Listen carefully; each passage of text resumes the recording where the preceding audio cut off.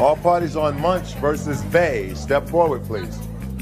26-year-old dancer Marie Munch is suing former live-in lover, 24-year-old waiter Errol Bay, for running up long-distance calls to Turkey. Errol says he was never told he had to pay. Order. All rise. Your Honor, this is case number 589 on the calendar in the matter of Munch versus Bay. Parties have been sworn in, Judge. You may be seated. Ma'am, have a seat, please. You lived with the defendant for a short period of time. He moved into your house. You'll tell me why in a minute. You say while he was there, he ran up a pretty large long-distance phone bill you want him to pay for his long-distance calls. And you, sir, say you were never told you had to pay your own bills. Never. Money was... my... Shh, shh. When did he move in and why? He moved in approximately the beginning of November. Why? Because I was kind-hearted. I liked him. I didn't know he was a wannabe gigolo and was going to take advantage of me. How long did you know him before you invited him to your home? Not long enough. How long? Not long enough. You don't want to tell me? No. Must have been.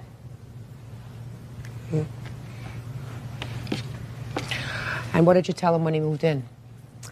Basically, we decided to date. I then told him that he did need to carry his own weight. I was not going to pay his bills. If he made long-distance phone calls to his mother, he needed to pay for them. I did not know he was going to call Turkey and talk for God knows how long.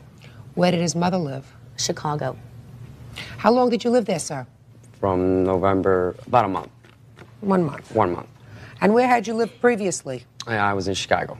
Where does she live? She's in Dallas, Texas. Arlington. What brought you to...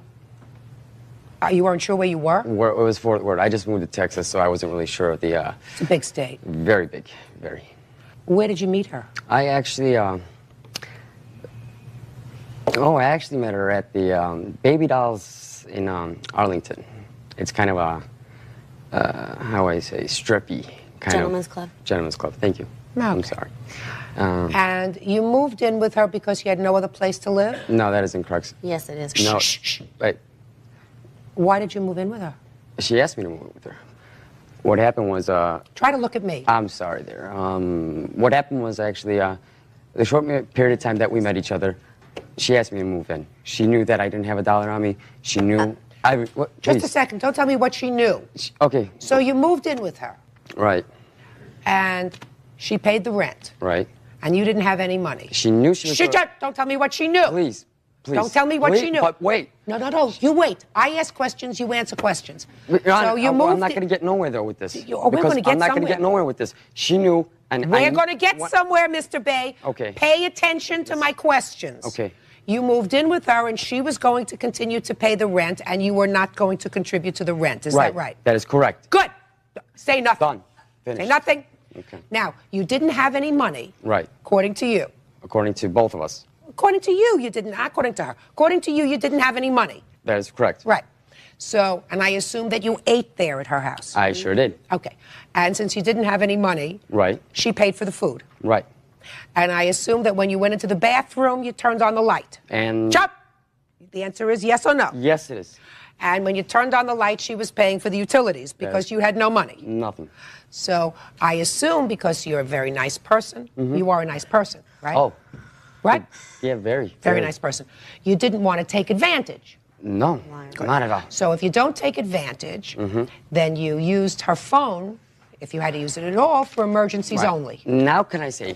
Just a second. First, you answer my question. Okay. So that you used her phone, which you weren't paying for emergencies only. Okay. For emergencies only? Yes. So everything was an emergency that I had to use? So I told you... Miss Munch, all right, don't speak. Don't speak. Right. If it doesn't look like you have to speak, you're better off not saying a word. Right? Okay. So what you're saying is, and according to your answer, you not only called your mother in Chicago. In Chicago, that's correct. You're close to your mother. Right. Well, that's wonderful. But you also have a father who lives in Turkey. That is correct. And you like to talk to your father. That is correct. Let me see the bills. Which 13 pages would you like? Yeah. Yeah. 13 pages? Yeah, 13 pages. I'll comment on that. Just a second. I'm going to show them all to you, no one's letting me speak. You both are just I'm going to show them slapping me to you, around sir. here. And I'm just thinking, what, you know? What? Why, just a second. What are you thinking, sir? No, what am I thinking? I want to know what you're thinking. Exactly what I'm thinking. When I first met her, she knew that I didn't have a dollar. I moved into her house, right? We Not got that true. part clear? Miss We got Munch, that- okay, Miss wait, Munch, please. don't say anything. I moved in, I right? want to hear Mr. When I moved in her house, she knew that I didn't have a dollar. I couldn't pay for no utilities. She said I was already paying for it. She said I made enough money and whatnot, whatever. I said I could even get a whatever job here and there. It didn't matter, right? 1 month passed by, all right? Everything's going hunky-dory. Everything's going perfect. Everything's going fine. Who got you the job you got Could now? you please shut Miss up? Munch, Sorry. don't listen to me, Mr. Bay. Look, Don't I speak. know. Don't speak to her. I'm not. Don't you know? speak to her. All right. This is exactly what happened. In that 1 month time, Have you ever been in jail? I've never had a speeding Shh, ticket. shh, shh. That's not what I asked you. Right. Shh, No, it's not what I haven't. asked you. No, I haven't, Your Honor. You have never been incarcerated. I have never been nothing Okay. incarcerated. You sure about that? Are you sure, Mr. Bay? Yes, I'm sure about that, Your Honor. I've never been to jail. We got a bill on my jail thing? Excuse me? Do we have some jail? I'm asking you a question. No, I wasn't, Your Honor. Look here. Yes. Never been to jail. Never. Never been arrested. Never, 18 and under? Or what? Never been arrested. I've been arrested. Okay. Yeah. When was the last time you were arrested? Last time I was arrested. Just think very I carefully, was Mr. Bay. thinking When yes. was the last time you were Last arrested? time I was arrested. No, I don't remember. Long time, 18 years old maybe. How old are you now? Oh, you know what? No, I had a party at my house in Chicago. Yeah. Big party. Yes. Uh-oh. Go ahead. No, that was the only time, Your Honor. That was the last time I got arrested. It was a party at my house. Good party. What were you arrested for? I was arrested for disturbing the peace. Okay. How old are you now, Mr. Bay? But those charges were dropped. I was found not How guilty. old are you now, Mr. Bay? I am 24 years old. Okay. Can I finish what I started, Your Honor? Because Yes. I can Yes. understand her cutting me off, but please, Your Honor. I'm allowed to cut you off, sir. I'm the judge. I did not say nothing. I'm the judge. No, you're right, Your Honor. Good. Judge Judy continues in a moment. People, Judge Judy. Marie Munch claims former live-in lover, Errol Bay, owes her for long-distance calls to Turkey and other places.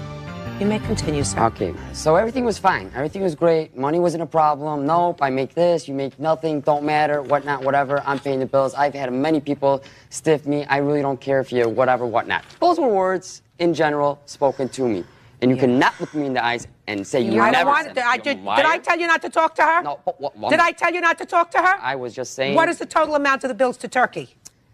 I don't know. You got What is it? His total Your long Honor, distance please. was Just a second, please. $422. What's the total amount of his bill? You mean you didn't add this up? Yes, You I did. expect me It's to add this up? $422. Oh, Let me see. Wait. 422. You could add those up, but you don't give about how your husband. No, Excuse me, what did he just say? My who? Excuse me, your, what did he your just say? ex-husband, her My husband. ex-husband has nothing to do Please, with you. please, Your Honor, please. I'm sorry. Judgment is Please. for the plaintiff. Please, sir. could you please, Oh, Your no, Honor. no, sir. I'm sorry, No, Your sir. Honor. I didn't hear. I'm sorry. If you didn't Say hear- I'm sorry. I am sorry, I'm Your Honor. very I am sorry. very sorry, Your Very Honor. sorry. I am sorry for using then the word. don't do it again.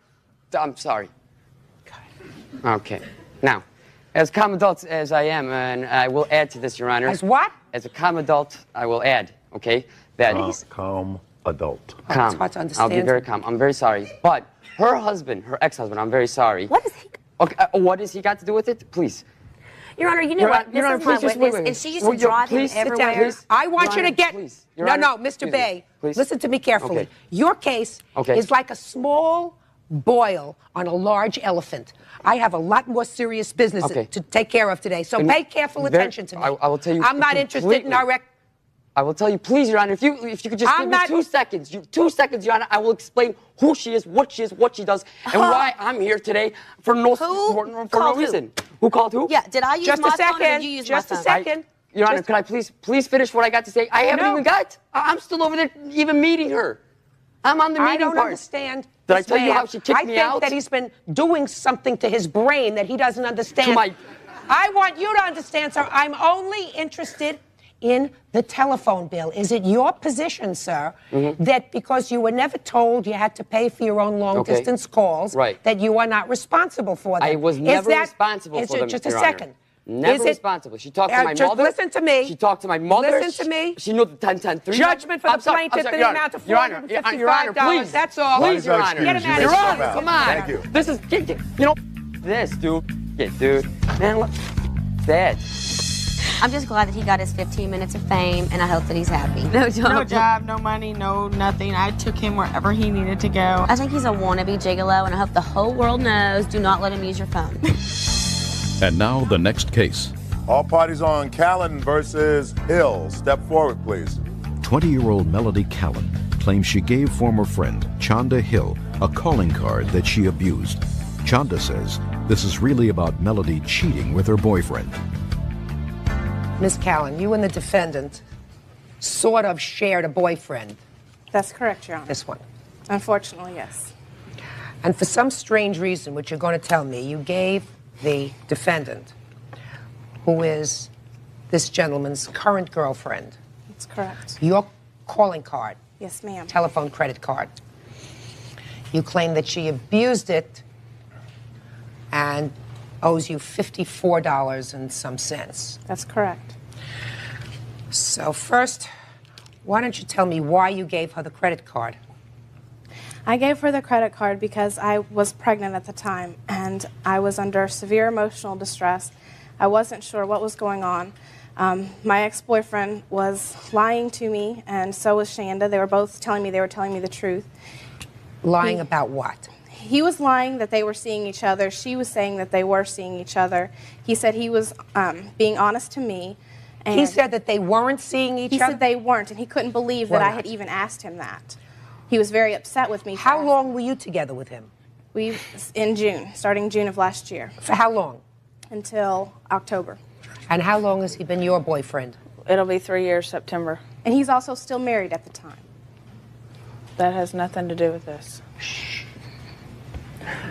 So you were a long-time girlfriend, and you were sort of in between. Mm-hmm. Okay. So the boyfriend, Ex- ex-boyfriend, is telling you that he's not seeing the girlfriend. Correct. The old girlfriend. She's telling you. How is she telling you? Was she calling you? Were you calling her? I was calling her. You were calling her? Mm-hmm. What made you call her? Because I was trying to figure out what was going on. I was told, he was telling me things, and I was wanting to try to get a feel for what was going on. I'm pregnant with his child at the time, and I didn't know what to think, what to believe, and I'm just, about to go crazy because I'm in South Carolina. I'm away from all my friends and close family. Well, where was he living? He was living in Kentucky, and he was supposed to be joining me in South Carolina, which we had talked about, after his divorce was finalized. And then he was unable to get that divorce because his current wife was pregnant, and supposedly not with his child. He must have something that I certainly don't see. I don't know what I saw in him, Your Honor.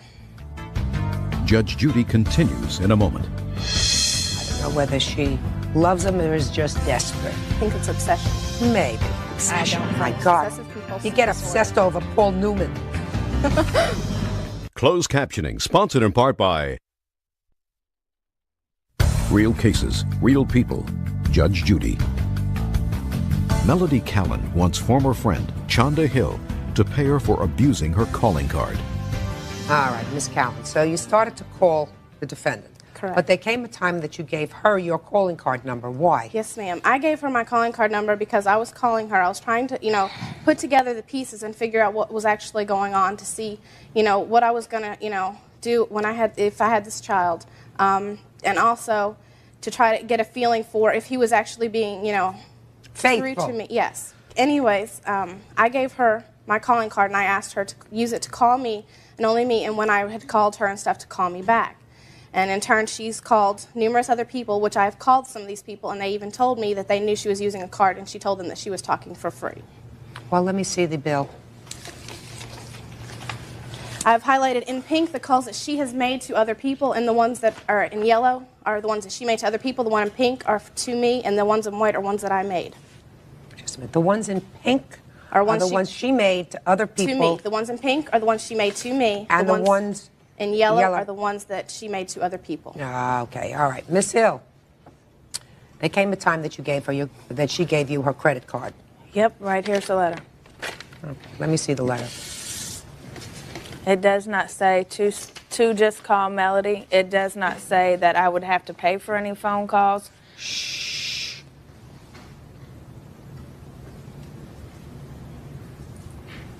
Miss Hill.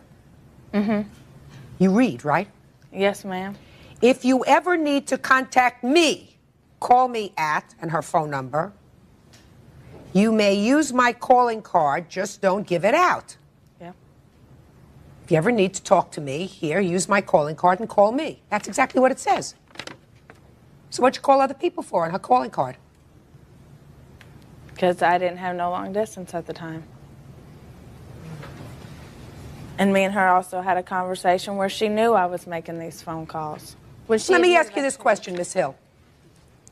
She's calling you because this charmer over here, whose attributes are veiled to me, is clearly two-timing her. That's not my fault, though. It's not your fault. No. I'm not saying that's your fault. I mean, Now listen to me. That's his fault, right? And that's her fault for being stupid, and maybe your fault for being stupid. But she's clearly calling you because she's upset, right? Just pay attention. And she's calling you because the boyfriend is not doing the right thing. So she says, I really have to talk to you. Now you could have said to her, listen, I don't want to talk to you about this. Anything that you have to talk to, whatever his name is, talk to him. But you didn't. And because she's desperate to speak to you, she says, I don't even want it to cost you anything to talk to me. Here's my credit card. Call me. So when she said to you, here's the bill, why didn't you just pay it? she never gave me no bill. Did she tell you you owed her money? No, she called my mom and told my mom would have to pay for it. My mom didn't make the phone calls, I did. That's not correct. Just a second. That is You too mean correct. before she... You mean she never contacted you or tried to contact you before she called your mother? No. Is that what you're telling me? Yes, ma'am. Let me hear. Yes, ma'am, I did call. Told her, when she called me, she told me that she had used my calling card, and when she told me that, I called and had my PIN number changed so she could not use it anymore. She also said she would pay for the bills when I got them. I then called her when I got the bill and told her how much it was. At this time, she was living with Larry, my ex-boyfriend. I was living with Larry the whole time. And at this time, and then she had moved. They moved to Shelbyville. I got their number from an unknown source, which I will not reveal, and I called them at this new address. After I had called her mother to tell her mother that I wanted the money and how much it was again. But first you told her. Yes, ma'am. Judge Judy continues in a moment. Okay. And the entire bill that we're talking about here is really not much, so this is a It's matter not of much, but it's a lot of principle. I mean, absolutely. he screwed me over once, and now she has done the same thing, and I will not let her get away with it. Listen, you are you are much better off.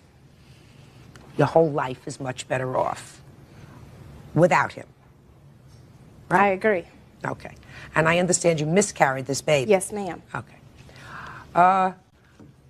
Miss Hill, I don't know whether she loves him or is just desperate. I think it's obsession. Maybe. Obsession. I don't My think God. obsessive-compulsive You get disorder. obsessed over Paul Newman.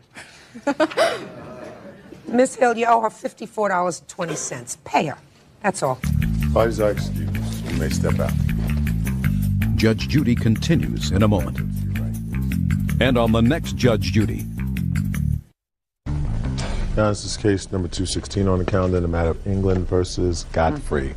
Parties have been sworn in, Judge. You may be seated. Ma'am, have a seat. Miss England, this is your son? Yes, ma'am. You are suing this lady, Miss Godfrey, because of something her son did to your son. Is Yes, that right? You weren't present. No, ma'am. Only your son was there. Yes, ma'am. And the defendant's son was there. Randy, you were sitting in school. You're in the same class as the defendant? Yes. And Joel decided to act like an idiot. Yes. And in the pursuance of that conduct, in order to make sure that he was a real idiot, he took a what? Lighter. Lighter. And he lit your Hair. hair on fire. Any question in your mind that your son was an idiot? No. A real idiot, right? I would say he had an error in judgment, yes. He was an idiot. Yes, ma'am. Fortunately, you were not injured. Yes. Is that right?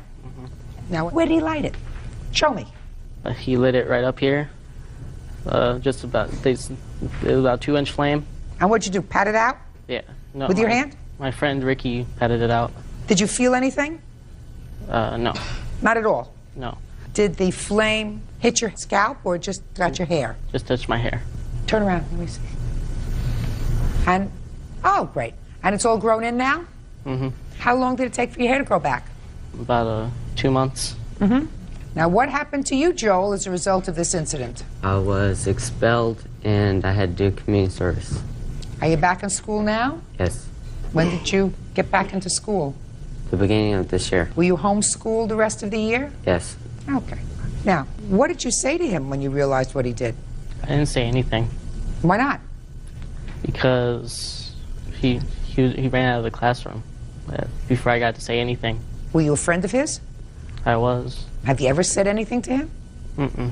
Did you ever apologize to him? The probation officer, my counselor this year, and the cop, and everybody just told me not to say anything, just not talk. I'm talking about the next day, before the police became involved. I was kicked out of school. What about The next day. That day I was kicked out of school. Oh, were you? Yeah. Did the teacher witness what happened? No. So how'd the teacher find out about it? I believe one of the students told him. Now, Miss England, we all understand that he did a foolish, dumb, idiotic thing because he could have caused really serious damage to your son. But he didn't. I understand. Your son went to his next class. His hair grew back. So why do you think that this stupidity should result in a $5,000 judgment against his mother? Because, Your Honor, I have done everything I can through the school district, and according to the school district, there's supposed to be zero tolerance, which means this isn't supposed to happen whatsoever. My son has absolutely no beef with this kid whatsoever. And No, he was a fool. yeah, he was. And Yeah. the thing was, is I went through all the procedures as far as the district goes in order to, you know, do the uniform complaint form, go through the principal so they could keep the boys at least separated, because there was no beef. And if he's going to do this to it, no, okay. He didn't beat him up. I'll tell you, he was acting like a fool. Yeah, he was. He wasn't acting, you know, it's So- not as if they were angry with each other. You weren't angry with him, were you? No. No, ma'am. They weren't angry with each other. You were doing the right thing to make sure that you wanted it to stay on his record so that Right, in the future, if something happened, right. they might look at him and say, well, you know, this kid's got a history with fire. Right. Whatever. He was already expelled from school, so the school district knew about it. My question to you, Miss England, is why are you suing his mother for $5,000? Because I think she should be liable for, you know, For him what? acting like No, an for what? idiot. No, for what? You sue because there is an injury. I understand that. Your son was not injured. Right. You sue because, in your case, you say emotional distress. Your son had no emotional distress. He just thought it was a stupid thing, put the fire out, Well- and went on with his business. The way I look at it, Your Honor, is number one, the school didn't do anything. Randy walked around school. I mean, I've got 6 different phone numbers and a 2-way radio. I can be reached 24/7 in my They life. should have done something. They should have contacted you immediately, but that's not our fault. Why don't No, you sue they the school didn't. district? I'm getting to that. So anyway, Randy walked around school all day long with a big burn mark in his hair. That is embarrassing and humiliating. He wasn't embarrassed or humiliated. See, stop it. He wasn't. He wasn't embarrassed and humiliated. Okay, well then the way I look at it is when I went to the district and everything in order to file the complaint forms to make sure that this doesn't happen anymore, well, Ms. Godfrey is a teacher with the school district. Yeah. And the way I look at it is she should know the rules. She knows the rules. I don't think so. Listen, he's not 5 years old. You send your child to school, you hope that they do the right thing. You can't anticipate Well, all it the kind of time. upsets me a little bit that the kid was stoned at the time he did it. He was not. Well, how do you He know was that? not. I know it because here's the police Absolutely report. was Well, I'd not. take a- It I'd does like to not take a look say at the that police at report. all. And the police report is very, very detailed. Sure, let me read it. Let me read it. All right, so let me read what the police report says, because you say that this report says that he was high on drugs. Were you high on drugs when this happened? No, ma'am. Had you smoked any dope? No. High on alcohol? No. You mean you just did it because you were a fool? Yeah. Did you burn somebody else that day? Their clothes? Yeah, I singed my friend's sweater a little bit. What'd you do that for? I don't know, because I was a fool. What were you doing with a marijuana pipe? I was going to give it to one of my friends. That's not true. That's not true. If they thought that I was doing any drugs, they would have drug tested me. That's not true. I don't care what they thought. I asked you. bought your friend a present to give him a marijuana pipe? Is that what you're telling me? Huh? Is that what you're telling me? Listen, if you said to me in front of your mother that you'd smoked a little marijuana that morning and you were feeling a little giddy and stupid, which is why you burned your friend's jacket, you burned his hair, I would say, well, at least there would have been a reason for you acting like such a moron. Do you understand? Other than the fact that you're just stupid.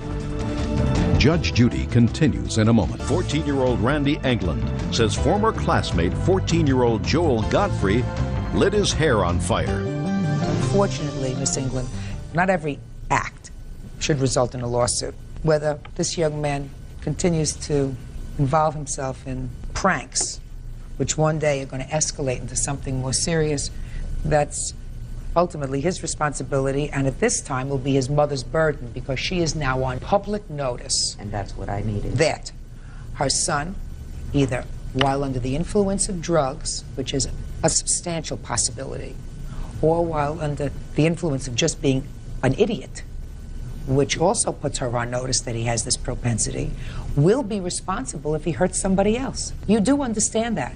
Yes, You ma'am. got away this time as a freebie for your mother, but the next time it's not a freebie. The next time she may be held liable in some court for the amount of injuries that are caused if you don't comport yourself like a human being. Clear? Yeah.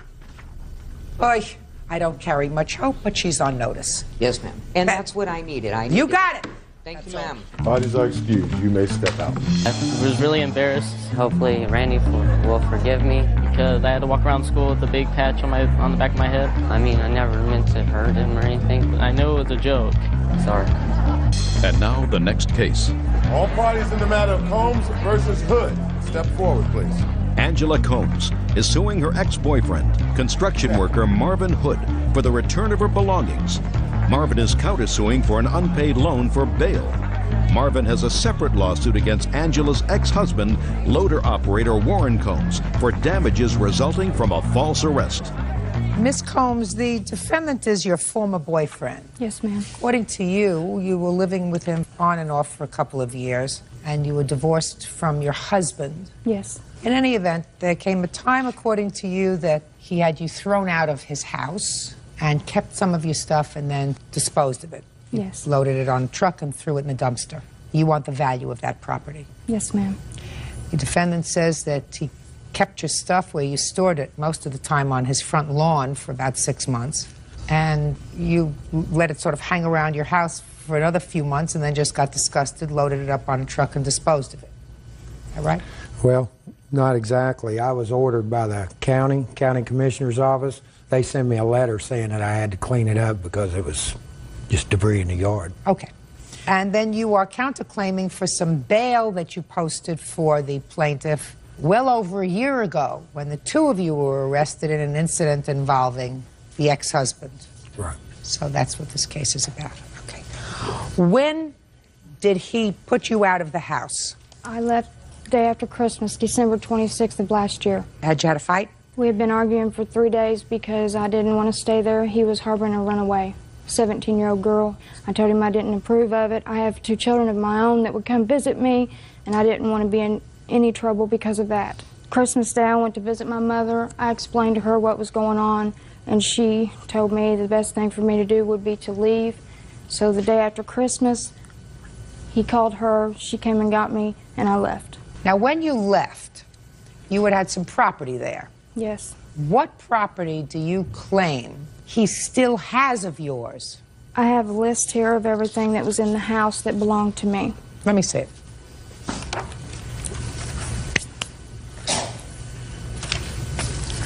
Oh, goodness gracious me. Copper-plated picture frames, Brittany's room, blankets, homemade makeup, hair accessories. Why didn't you take your hair accessories and your makeup? When I left the day after Christmas, December 26th, I was only allowed to grab a few things, which I grabbed a pair of jeans, a t-shirt, and I was trying to grab other things. That's when Mr. Hood told me I could come back and get the other things just to get out of the house. Let him look over this list and see if he has any of these things in his house.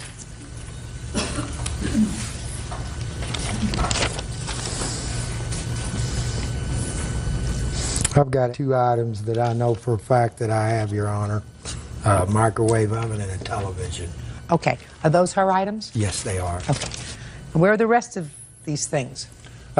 Well, there's a lot of them. I'm not for sure what. They're still in the storage building where I told her that she could put them. So there are still some things there. Yes, ma'am. So when can she come by to get those things? Come by any time. Now, what happened with the other things? Okay, the other things, they were in the yard at my mom and dad's because the building that they were in, there wasn't enough room to put it all. So what did you do with it, sir? I threw it in the dump. Okay. It's gone. That stuff is gone. This stuff you can get 5 days from today. All the stuff that's in the storage, TV and the microwave, 5 days from today. Make arrangements to pick it up from the storage shed. That's good. Now, let's get to your counterclaim. Let's talk about this bail. But for the fact that she sued you for this, would you ever have sued her for this bail? Never. Because you didn't expect to get that bail money back. I done wrote it off. You didn't expect to get it back because it wasn't a loan, right? Right. Perfect. So we've just resolved your case. Judge Judy continues in a moment. Now we're going to call Bert the next case, which is Hood versus Combs. So I'm going to close my eyes for a second, change parties. We have Marvin Hood over there. Warren Combs. That's you? Here. Now, Mr. Hood. Yes. We all know who this gentleman is. He is your former girlfriend's ex-husband. Right. Are you back together again? Yes. Oh. And you are suing him for having you falsely arrested. Had you arrested for you attempting to run him down or run him over with your truck? Right. He says you did, in fact, try to run him over, and that's why he pursued the case in the criminal system. What were you doing anywhere near him, Mr. Hood?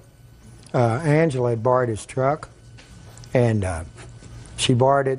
It was the day before we got arrested, and she was supposed to brought it back to him that night. And she didn't? And she did not.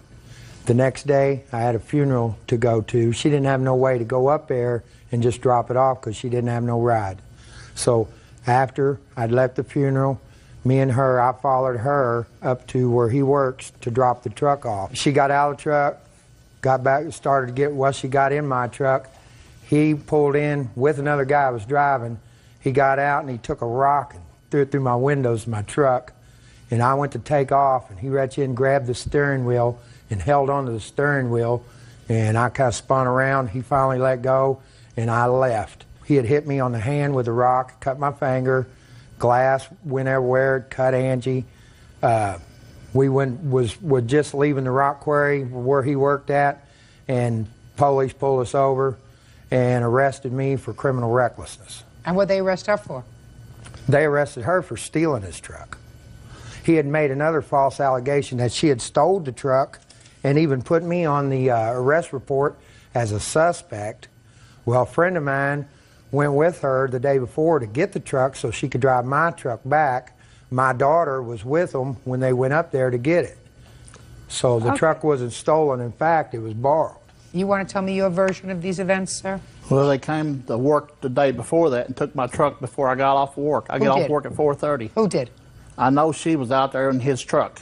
Okay, she did. Yeah. So you're saying she actually stole your truck? Yes. Okay, go ahead. So when I found out where the truck went to, I went to his house. Told him to tell her to bring my truck back before 8 o'clock, because if I didn't bring it back before 8 o'clock, I was going to report it stolen. So he never did bring it back, and then about 10:30. Just a minute, so you went to his house and spoke to him? Yes, I did. So you had a reasonable relationship with him, enough at least to say to him, civilly, tell her to bring back my truck. Yes. Go ahead. Then when I got to the work, when they took it back to work, about 20 after 4 the next evening, when I got out of the truck, he acted like he was going underneath the seat to get something other. So I picked up a rock, and I folded it through the window, and then after I busted the passenger side window, he rolled up the driver's side window, and I busted out and went in after him. So you busted both sides? Yes, I did. And then what happened? Then he finally, I hit him a few times. He got the truck in gear and took off and tried to almost run in my buddy's truck. And then he backed out of the way, and he went around and came after me, trying to run me down. Your former wife had, in fact, dropped off your truck. Is that right? Yes. So you had your truck back, right? Yes. Why did you throw the rocks through his truck? Because he was reaching down underneath the seat, and I thought he was going to go for a gun or something. Nah. Okay. Nah, I don't believe that at all. Whatever. Whatever. Whatever is right. You were just angry. You had no right to do that. You vandalized his property. He was returning your property. You wanted to take this up civilly. You could have taken it up civilly if she had, in fact, taken your property. What are you taking out on him for? He just gave her a ride. Well, I think you did the wrong thing. I really do.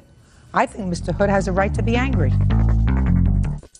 Mr. Hood, all honesty, sir, I think that you got the short end of the stick here.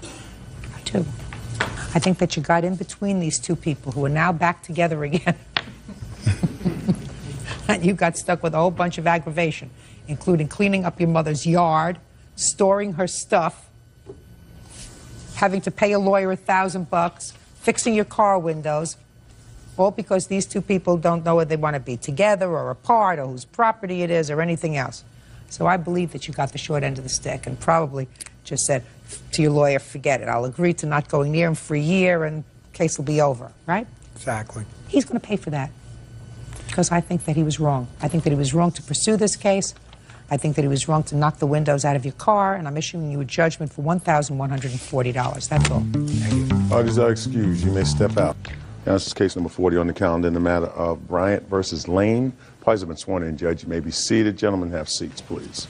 Mr. Bryant, the defendant was your girlfriend. Yes. What I gather from your complaint is you had some surgery, and for some reason, which you will explain to me, you moved in with the defendant so that she could help you in your recuperation process.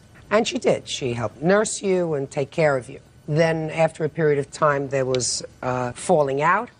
You left or put out, and she retained some of your property. So you're here for the return of your property or the value of the property.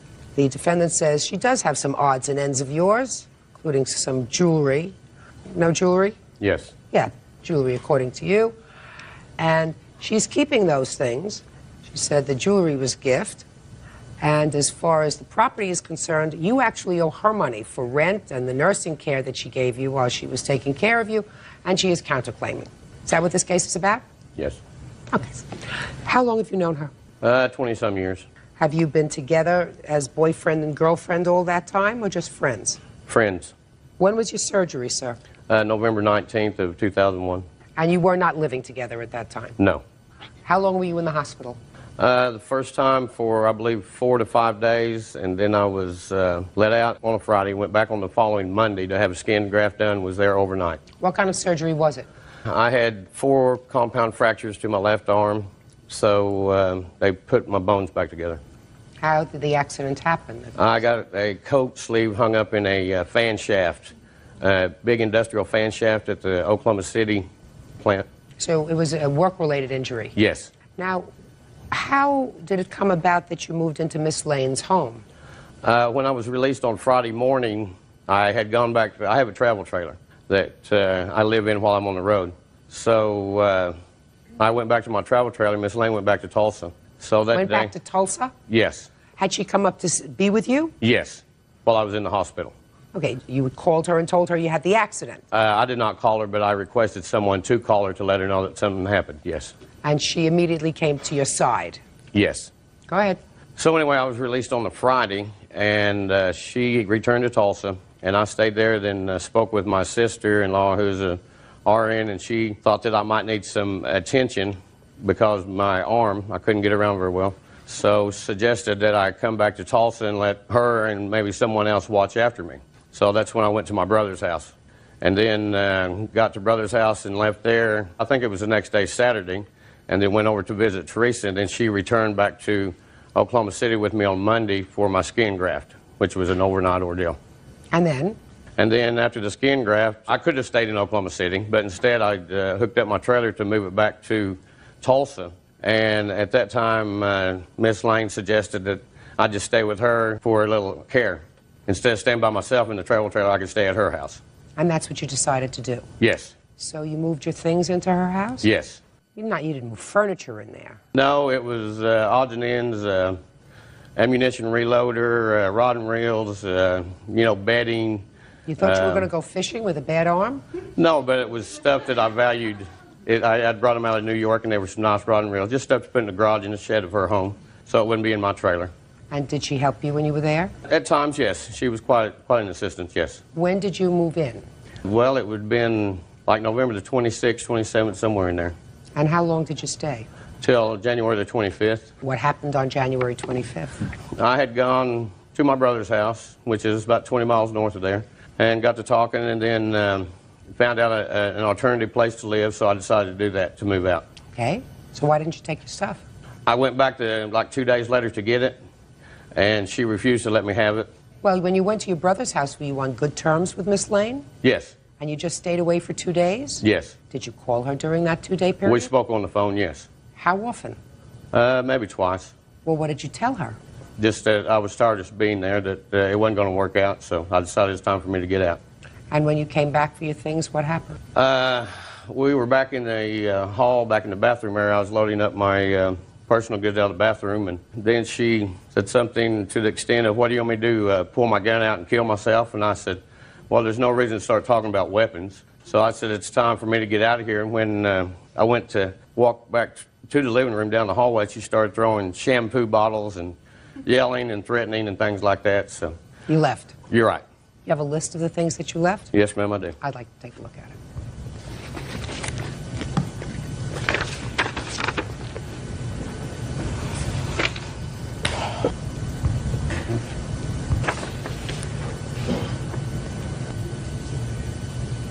You moved in with an under-the-counter coffee maker? Oh, I just took that over there. I asked her if she would like to have that instead of the coffee maker she had, and she said yes. Then that's not something that you No, I don't expected need back. that. No, no. All right. Let's just go through this list a little bit, sir. A lot of this stuff is nonsense. Under-the-counter coffee maker, electric can opener. Those were just items that were left there. I don't care if they were left there. It depends upon whether they were your items or not. If you brought them into the house and said, this is nicer than the one you have, that's not something that's yours. How did the electric can opener get there? I took it in. It came out of my trailer. What's a Camel C-note? Oh, they're camel cash that you get off of cigarettes that you collect, and then you get goods through a catalog form. A snake shower head. Right. Well, tell me about that. It's just a shower head that you put on, and it... Yeah, I know what it is. How come it came Because out most shower heads are not high enough for me because I'm tall, and a snake gets it up above my head. So you bought it in order to shower in her house? Right. That's nice. Sanyo VCR. Right. Where did that come from? That was mine. She had a VCR also, but instead of moving it from one room to another, I brought mine in to use in the front room and then had hers in the back room, so in case we wanted to watch tapes, videos. A charcoal grill, did that also come from your trailer? Yes. Rubbermaid container with Lee reloader and gun cleaning accessories. Right. I reload my own shells for my pistols. All right, I see a lot of stuff here that's nonsense. This list is stupid. Judge Judy continues in a moment. Sid Bryant says ex-girlfriend Teresa Lane won't return his personal belongings. Teresa says that's because Sid still owes for bills. Okay, Miss Lane. Yes, ma'am. First, let's get to his property. Okay. Okay? And I'm not talking about the lady's ring set. You're going to tell me about that. You have a whole assortment of his junk, right? Yes, ma'am. And you still have it. Yes, ma'am. So we're going to pack it all up. Yes, ma'am. Nice boxes. Don't make a mess of it. Okay. You know him for 27 years. It's unfortunate that it came to this, but within 5 days, you'll have all of the stuff packed up because you don't want him in your house, I assume. That's true. And you will have it set out on the front porch at 12 noon, and he will come and get it. Do you understand? Yes, ma'am. Perfect. Now let's get to the ring sets, because that's something that I want to discuss separately. Tell me about the ring sets. Okay. The one I am talking about is the one that he gave me in September of 2000. Is that the ring set you're talking about, sir? Yes, an engagement ring set, yes. Okay. And from September of 2000 until January of 02, she had that ring. No. Where was it? In the snow in Colorado Springs. In the snow? Yes. You mean it got lost? It was thrown out in the snow, yes. And who retrieved it? Didn't ever find it, ma'am. So she doesn't have it? Right. Okay, so that's not one we're talking about. Which ring set are you talking about, sir? Another one that it was in my possession in my jewelry box while it was in her home. And then when I got my jewelry box back, the ring was no longer there. What does it look like? It's an engagement set. Just two rings. One's an engagement ring. Where did you get it for? Where did you get it for? Another lady named Jean. Did you take that ring set out of his jewelry box? No, ma'am, I didn't. In fact, he tried to give it to me.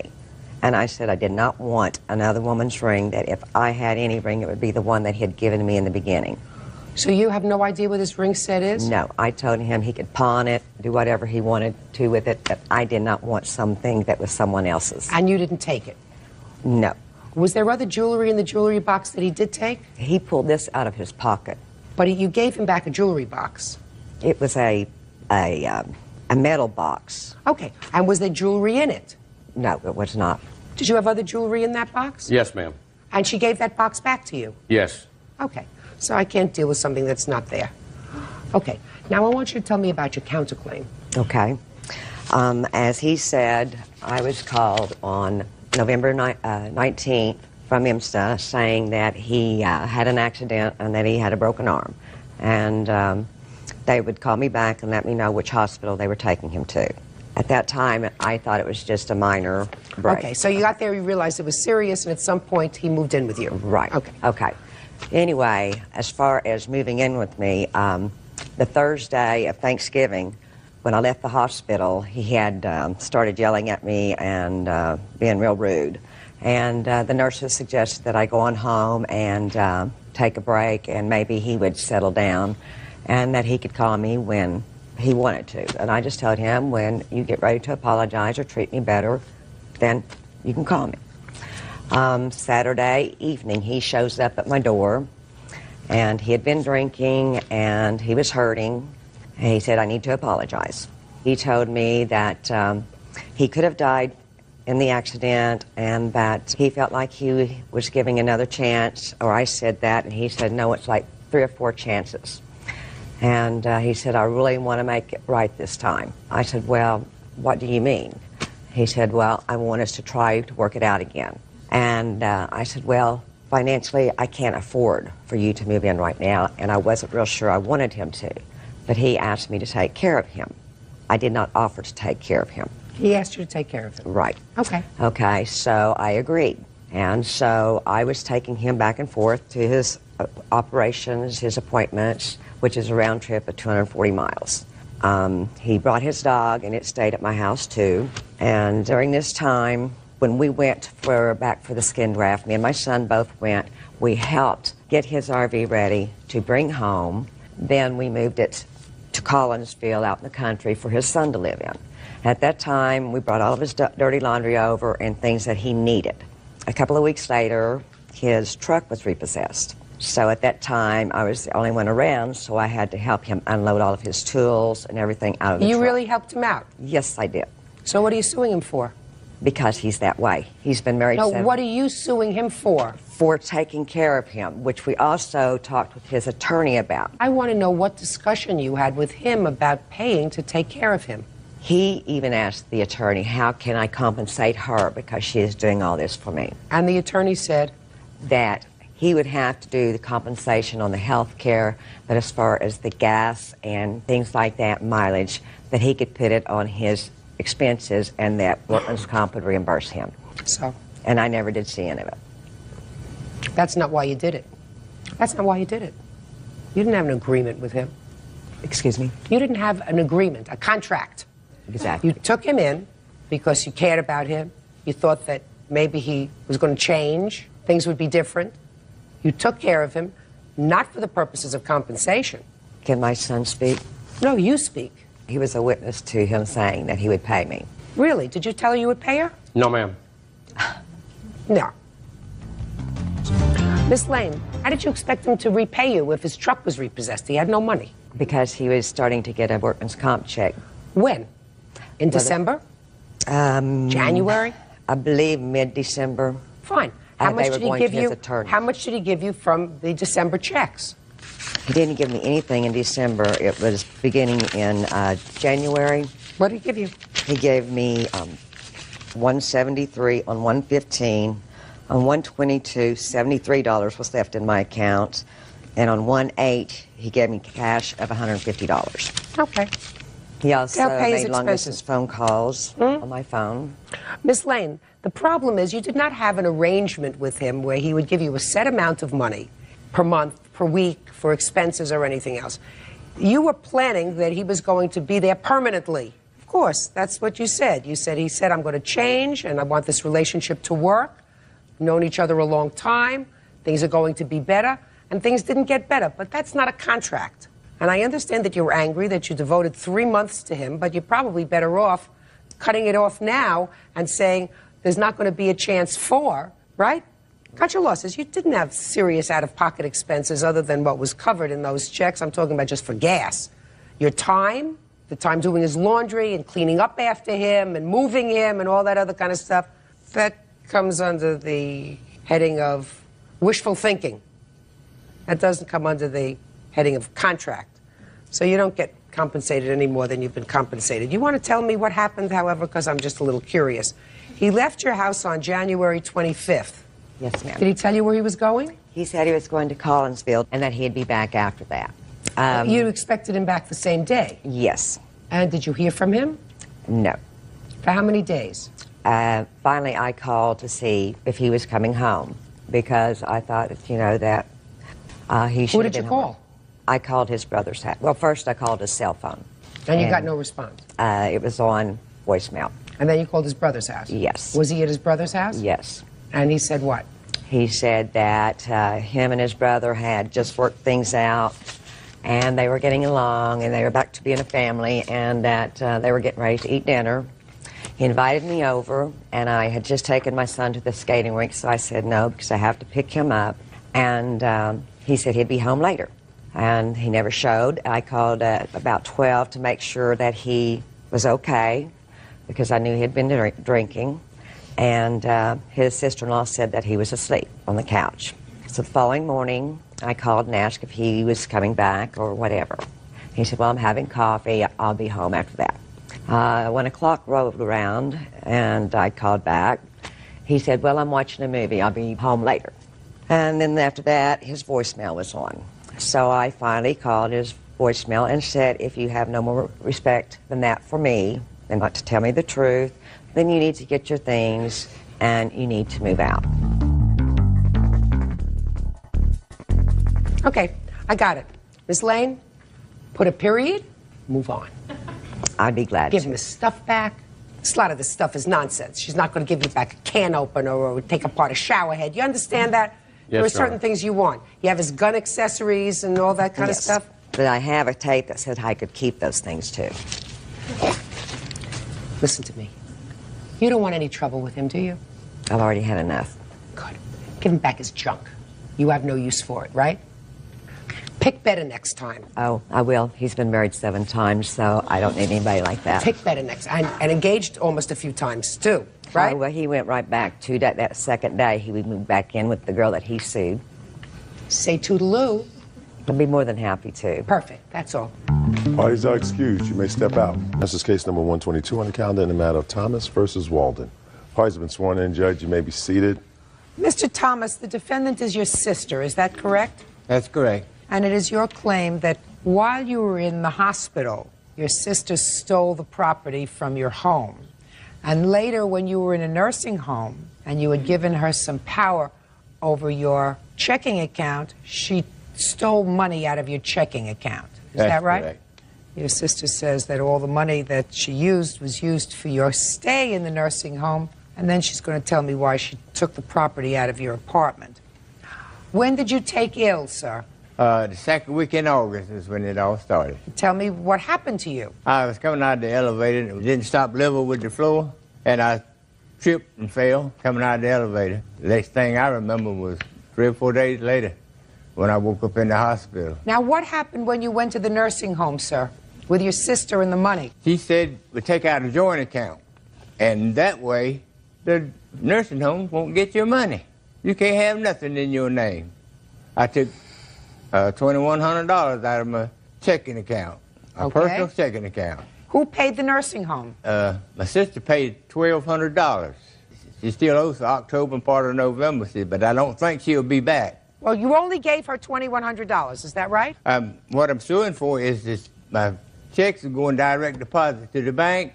I got out, there was nothing left. What checks were going into your account? My Social Security check, $546. Anything else? My VA check, $761. And how many months do you claim your sister took those checks? 2 months. 2 months. $2,600. And there came a time when you left the nursing home, Mr. Thomas? They moved me to a Pine Castle retirement home. Yes? I got there, I didn't have no money to pay no money there either. So? So they let me go. And where did you go? On the street. Had you ever been on the street before, Mr. Thomas? No, ma'am. This is the first time you had been homeless? Yes, ma'am. How old are you, sir? 76. Have you lived alone most of your life? No, not most of my life. I've been married 2 or 3 times. 2 or 3? Yeah. Could it have been 4? Could have been 6. Could have been 6? Yes, ma'am. Mr. Thomas, your sister says a lot of your life was a little bit of a blur. Do you have a drinking problem? No, ma'am. You don't? I did have. When? About 3 years ago when my girlfriend died. I was a common law wife. So you started to drink? I didn't drink anything for a year. After that, it was in November. And then the holidays, I drank some. Okay. Now it's your turn. You got a call that your brother was found unconscious in his room? Yes, ma'am. And he was taken to the hospital? Yes, ma'am. Now, according to your answer, you do say that you thought he was going to die, so you cleared out his possessions. May I explain? Yes. The landlady... Was this a room that he had? Just a room? Well, it's kind of like an efficiency. An efficiency. Okay. She called me and said that they had found him half on his couch and half on the floor, and the furniture was furniture that I had given him when he moved into the place because he did not have any. But when they found him, it was not falling off an elevator. The doctor said it was respiratory failure, and he had also had pneumonia. And because of other problems, he also has alcohol dementia and cirrhosis of the liver, and that he was critically ill, and they were not expecting him to live. Well, I called my sister immediately, which lives in North Carolina, and in about 2 days she came down. He was in critical care. While he was there, we started trying to make arrangements as to where he could go for care, because the doctor said he would need 24-hour skilled care, which meant he would have to have care around the clock. He looks pretty healthy. The doctor was wrong. But that's what he told I know, us at I that understand. time. But he looks pretty good. And yeah, he recovered. But in the meantime of this deal with him, he wanted to go to the VA, but the VA would not take him because he had to stay alcohol clean for a year before they would take him. We wound up putting him in Bridgeview, is where he went to. Which is a nursing home? Yes, ma'am. All right. Now, did your brother give you $2,100? No, ma'am, he did not. Tell me about the money, Miss Walden. I have a power of attorney here from the nursing home because he would not pay his bills. They didn't want to deal with him because he would get out, he'd have a friend to get him out and take him different places and go back. Was he drinking? I can't say that he was. I did not see him drink when he was in the nursing home. Okay. But he would go to the dog track and places like that, and he said he was not going to give anybody all of his money. That was the whole deal about it. He said, I am not going to give them a cent. So the meeting was called, and she said, Mr. Thomas, you can either give your sister the power of attorney, or you can have your checks direct deposited to the nursing home so that they would get their money. How many months did you pay for the nursing home, Miss Walden? I only paid the one, and then I sent my sister the rest of what money he had given to me because she was still on his account, and she paid part of it. Yes. Your Honor, the sister she's talking about, she conned her into writing that check for $900. That was before. Judge Judy continues in a moment. Nicholas Thomas says his sister, Joyce Walden, stole money from his checking account while he was in the hospital. Joyce says Nicholas drinks too much. What proof do you have that you sent your sister the rest of the money? I've got copies that she had the bank to fax to me for checks that she did write. Can I see that, please? That she wrote to the nursing home? There's one on here she wrote to the nursing home. One she paid for another bill that was $800. There's the 3 copies of the checks that she wrote. This was just a note that she wrote to you. I also have a printout where I drew money from the account to pay for his dentist in the nursing home. And then out of the money that he gave me, Your Honor, 2 days later, he asked me to get him $100 and take to him, which I did. I never wrote one check off of his, nor off of his savings. What happened when your brother left the nursing home and he says he was on the street for a while? They told me that they transferred him over to, may I ask her, she knows the name of the nursing home. Sure. Pine Castle. How are you related to these people? I've known her for 20 years. And it was her husband that kept his men off the job to move that furniture out also. Okay, the furniture, by the way, was given to you as a gift. Is that right, sir? By your sister? She gave me a couch. Okay. Go ahead. When he went to that nursing home, it must have been 2 days because I got a call from the emergency room, and she told me that my brother was there and was wanting me to come and pick him up. And I said, well, what's he doing out there? I thought he was in a nursing home. She said, well, he had called 911 and had an ambulance to bring him out and was saying that he had respiratory failure again, but was refusing treatment. And because you remember any of this, sir? Yes, ma'am. The nurse told me, he said he didn't need treatment because he said that he wanted to go out there because he was wanting to get out of the nursing home. He was working undercover for the FBI.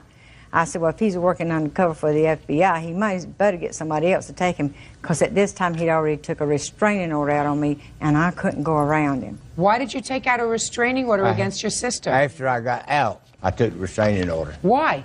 She said I didn't give her no money. Here's the money I gave her. Part $2,100. She got it messed up. That's what I told her when she come to the nursing home. I said, you screwed up everything. And she said, if you say that one more time, I'm going to slap you. I said, well, you have screwed up everything. And she started beating on me, and I was laying in the bed with a tooth aching. And before the dentist, I never seen no dentist. Just a minute. So you're telling me your sister beat you while you were lying in the bed? Yes, ma'am. That's why I got out the restraining order when I got out. Yes. Your Honor, I went to the nursing home because when I went into to transfer the money, when I transferred the $751, he had already closed the account. It made him mad. That's why I went up to the nursing home, and that's what led into this. And when I walked up there, because I had told him, we had a discussion, and I said, Nick, if you bother that money that's in there so that I cannot pay your bill, if you mess with that money, I'm through with it. I'm not going to try to do it anymore. I did not walk over and start hitting him. I sat down on the bed that was across from his bed. I said, Nick, you went and did that. Move that money, you did exactly what I asked you not to do. I said, and I'm not putting up with it. And he gets this little grin on his face like, well, you know, I've pulled one over on you. I have the police report right here, which has the nurses, the head nurse was standing there when this confrontation took place. I never hit him, Your Honor. I did not. Honor, and that's a lie. There's no head nurse there.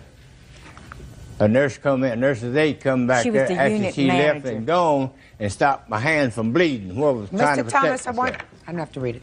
Mr. Thomas, I want to ask you a question. Did you ever tell anyone at a medical facility that you worked for the FBI? No, ma'am. Have you ever been psychiatrically hospitalized? No, ma'am. Do you have cirrhosis of the liver? Yes, ma'am. And what about alcohol dementia? Were you ever diagnosed with alcohol dementia? No. Mr. Thomas, the defendant says that whatever money she had of yours, she used to pay your nursing home bill, as well as a small dental bill, and the rest of the money she sent over to your sister, and your sister paid another bill for insurance. Have you spoken to her about your money? I talked to her on the phone one time. She sent me $100, and I said, put the rest of it on my insurance. But she wanted to get in on the pie. So your other sister was getting some of your money? They done that while I was in the hospital. Mr. Thomas, it sounds to me as if your sisters and your family tried for a long time to take care of you. They did try to put me away. No, they did try to take care of you. You were living in an efficiency room. They furnished it for you. Your sister went and made whatever arrangements were necessary in the nursing home. Your other sister had an account with you because you weren't really able to take care of all your own business. Mr. Thomas, are you able to take care of your own business now? I certainly am. When was the last time you had a drink? Oh, look at me. Okay. When was the last time you had anything of an alcoholic nature to drink? Back in August of last year. I'm under heavy medication and I can't drink if I want. So up until August of last year, when you took ill and fell unconscious, you were drinking? No, ma'am. I fell in the elevator. He was I drunk. said, up until August of last year, you were drinking, right? No, ma'am. You just told me the last drink you had was August of last year. I thought you meant when I was drinking when I in the elevator. No. Okay. Mr. Thomas, you doing all right now? Yes? Good. Case dismissed. Ma'am? That's it. Parties are excused. You may step out. I just think that I don't feel like he's capable of taking care of himself, and I'd like to see him get some help. You let me down when I needed help. The judge could see that the truth, and it always prevails. Don't sign a damn thing. Trust in the Lord. He's the one that pulled me through this. Just want to get the hell out of here and go. And now the next case. All parties in the matter of Jeffries versus Green. Step forward, please. James Jeffries is suing his ex-boyfriend, Frank Green, for money stolen from his savings account, the return of personal property, and for vandalizing his van. Mr. Jeffries, according to your complaint, you and the defendant had been in a relationship for about 7 years. Correct. Sometime, I believe it was in June of this year, you entered a drug rehabilitation program, a 29-day program. Mm-hmm. Correct.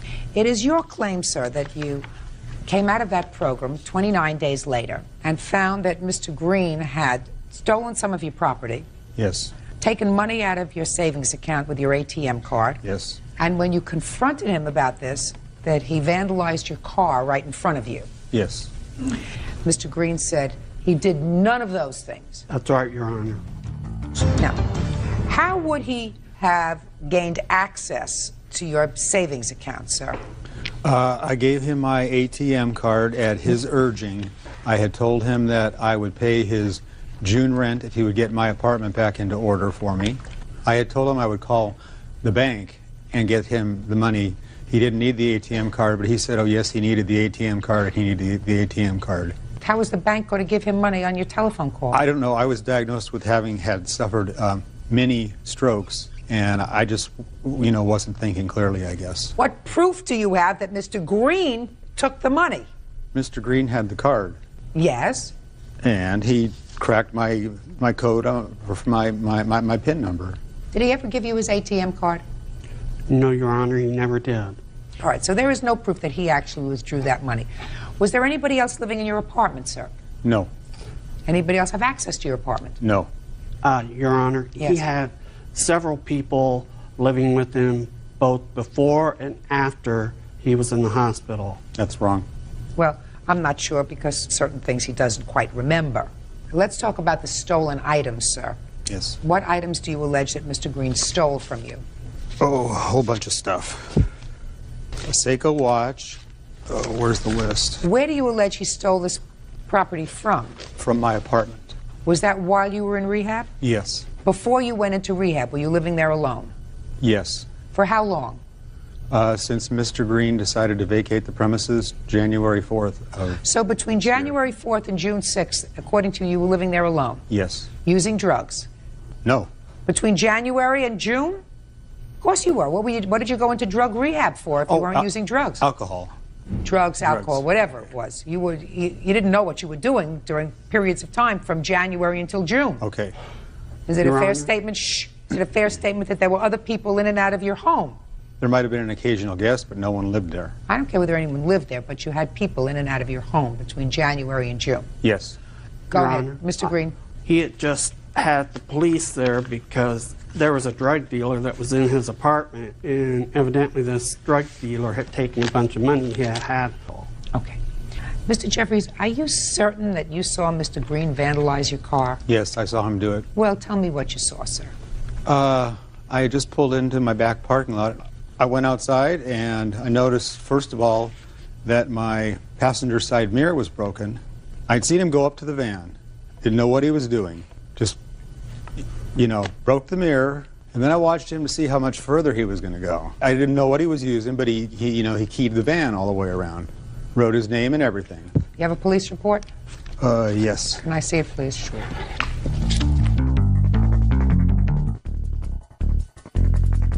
Mr. Jeffries, Yes. I'm glad you gave me this police report. This police report clearly says that you did not witness Mr. Green doing any damage to your car. He, referring to you, stated that the name Frank was keyed into the hood of the car, and that is the reason he has listed the above-named suspect. The complainant stated that there were people in the building that told him they had witnessed the suspect vandalize the vehicle, but that you didn't see him do it. Well, then they messed up on the police report. Well, somebody messed up. Look, Mr. Jeffries, are you feeling better now? Yes. Great. Are you sober? Yes. All the time? Most of the time. Most of the time is not good. You can't be a sometimes social drinker. Right. You can't drink at all. Forget about this. This is over. You don't see each other anymore? No. You don't see him anymore? No. You go to AA meetings? Yes. All the time? Occasionally. If you don't do it, you're going to continue to have strokes. One day they're going to find you on the floor. Put your hand down. Doesn't look like you're losing, right? No. Good. One day they're going to find you on the floor. Not going to be able to help you. If you were diagnosed as having had several strokes, how old are you? 49. You want to live to be 50? Yes. Stay clean. That's all. Parties are excused. You may step out. Yeah, this is case number 231 on the calendar in the matter of Renasdale versus Haskin. Parties have been sworn in, Judge. You may be seated. Folks have seats. How are you related to the defendant? She's my sister. Your mother passed away in February this year. According to you, you are the rightful owner of your mother's Jazzy Wheel, which is a vehicle used to get your mother around because she evidently had trouble walking. That Jazzy Wheel ended up at your sister's house. Your sister sold it, and you want the value. Your sister says that it wasn't yours. She doesn't tell me what she, in fact, did with it. She's got a counterclaim for some nonsense that I'll get to in a minute. Why do you think this Jazzy Wheel that belonged to your mother was yours? Because I cared for my mother. My mother left it. She left everything to me. Show me the will. Excuse me. Just a minute. Does my niece have to be in here? Yes, she's a witness. Why is that a problem?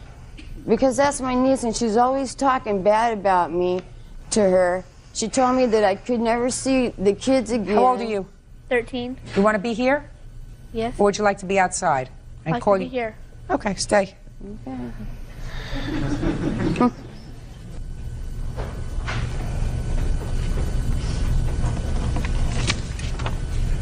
Did you admit this will to probate?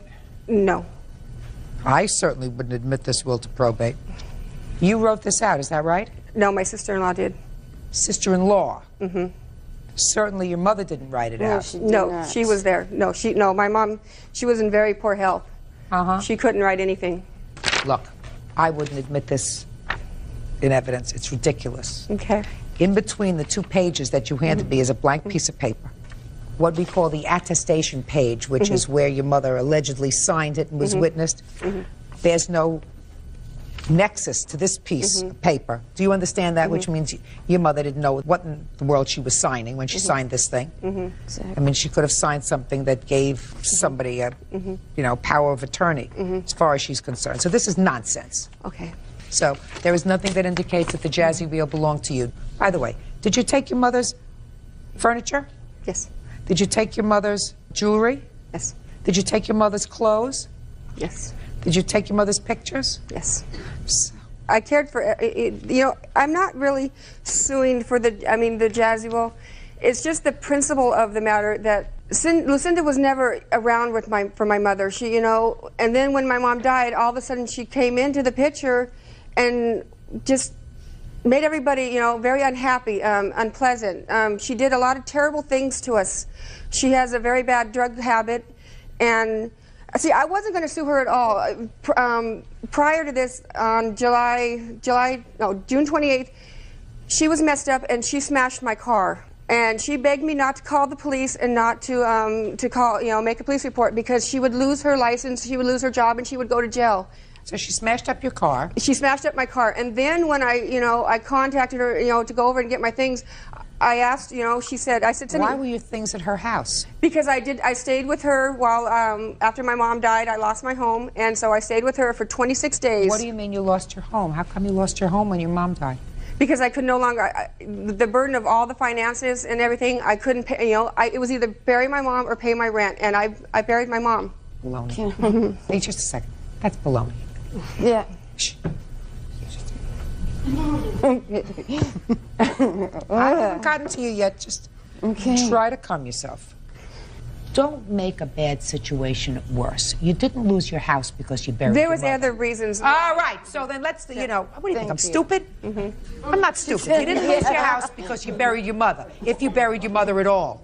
Okay, and you moved into your sister's house because according to you, you spent 26 days in your sister's house. You know, there's also very little question in my mind that your sister does have some sort of a substance abuse problem. She has a substance abuse problem. That comes from my years in the family court, right? Yes. Okay, good girl. Tell the truth. I am telling the truth. I know. But you stayed there with her for 26 days, and when you went there, you brought, according to you, you brought the Jersey wheel there. When you left, she said, leave it here, leave all the stuff here, or you can leave it in the garage, and either she refuses to give it to you now, or she sold it. Did you sell it, or do you have it? I sold it. How much did you sell it for? $800. Good. Do you have your mother's jewelry? Yes. Did you sell any of it? Oh, no. You kept it all? Yes. What about her furniture? My brother has the furniture. You gave your brother the furniture? Yes. As a gift to him, or is your brother holding on to it for And you? a Are you the truck. brother? You have the furniture? Yes, ma'am. Are you happy with it? Yes, And a ma'am. truck. Shh, shh, shh. Just a second. Just a second. So the furniture you have, the jewelry you have. Great. She has the Jazzy wheel. You have a counterclaim. Okay. Shh. Just a second. Just a second. Okay. Stop for a second. Okay. But for the fact that she brought this lawsuit against you for the Jazzy wheel, Yes, did you ma'am. have any intention of suing her? Yes, because I took her in. She lost her house because of paraphernalia, drugs, pornography that me and my brother both took off of the wall. Okay? You're not following what I'm saying to you. I wasn't going to let my sister out on the streets. That's not what I said. Okay? You weren't planning on suing her until she sued you. No, I wasn't. Right. No, Miss I wasn't. Haskin, No, listen to me. I wasn't. Right. Forget about it. Your sister got something when your mother died. Your brother got something when your mother died. All I asked. You got something when your mother died. That's it. Goodbye. Why is that excuse? You may step out. I was trying to do was be a big sister. She's never been a good sister. And I didn't think she would stoop this low and sending me to court. She was the bad seed. She's always been the bad seed. All I wanted from my mother was her picture and a Jesus. You'll never head. have them. Okay? Oh, I don't think it was fair because my sister was not a part of my mother's life. It's all right. I got my mother's You'll pictures. You are not my sister. You aren't mine either. She's been doing this since she was 13 years old. This is what I get for trying to be a good person. And now the next case. All parties in the matter of Hoffman versus Favilla. Step forward, please. Homemaker Candy Hoffman is suing her brother, building engineer Howard Favilla, for stealing inheritance money meant for her children. Miss Hoffman, the defendant is your brother. Correct. It is your claim that when your mother died, she left each of her grandchildren $1,000. Right.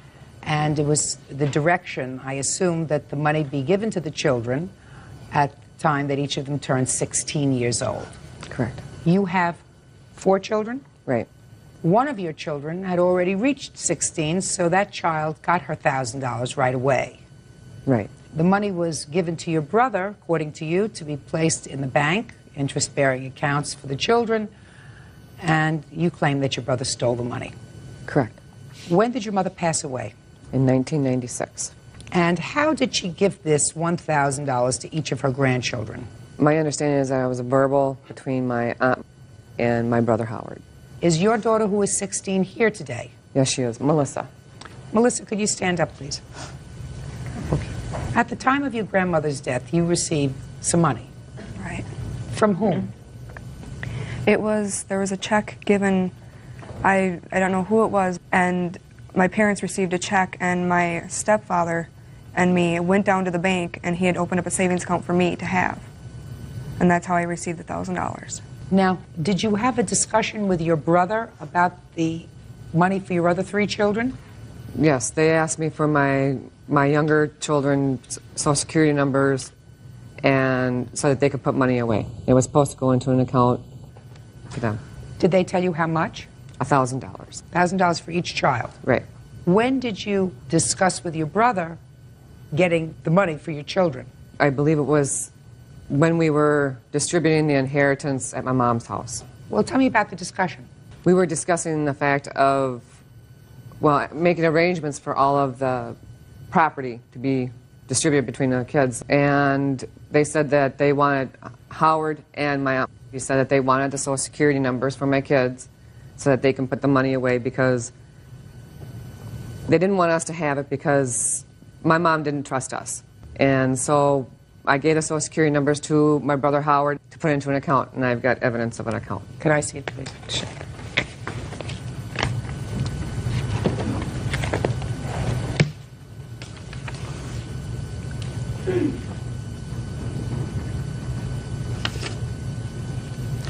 Okay, Mr. Favilla, I will hear you, sir. Your Honor, the accounts were opened for the kids by me with my own money. You're telling me that these accounts were opened with your money, Right. just coincidentally at the time that your mother died.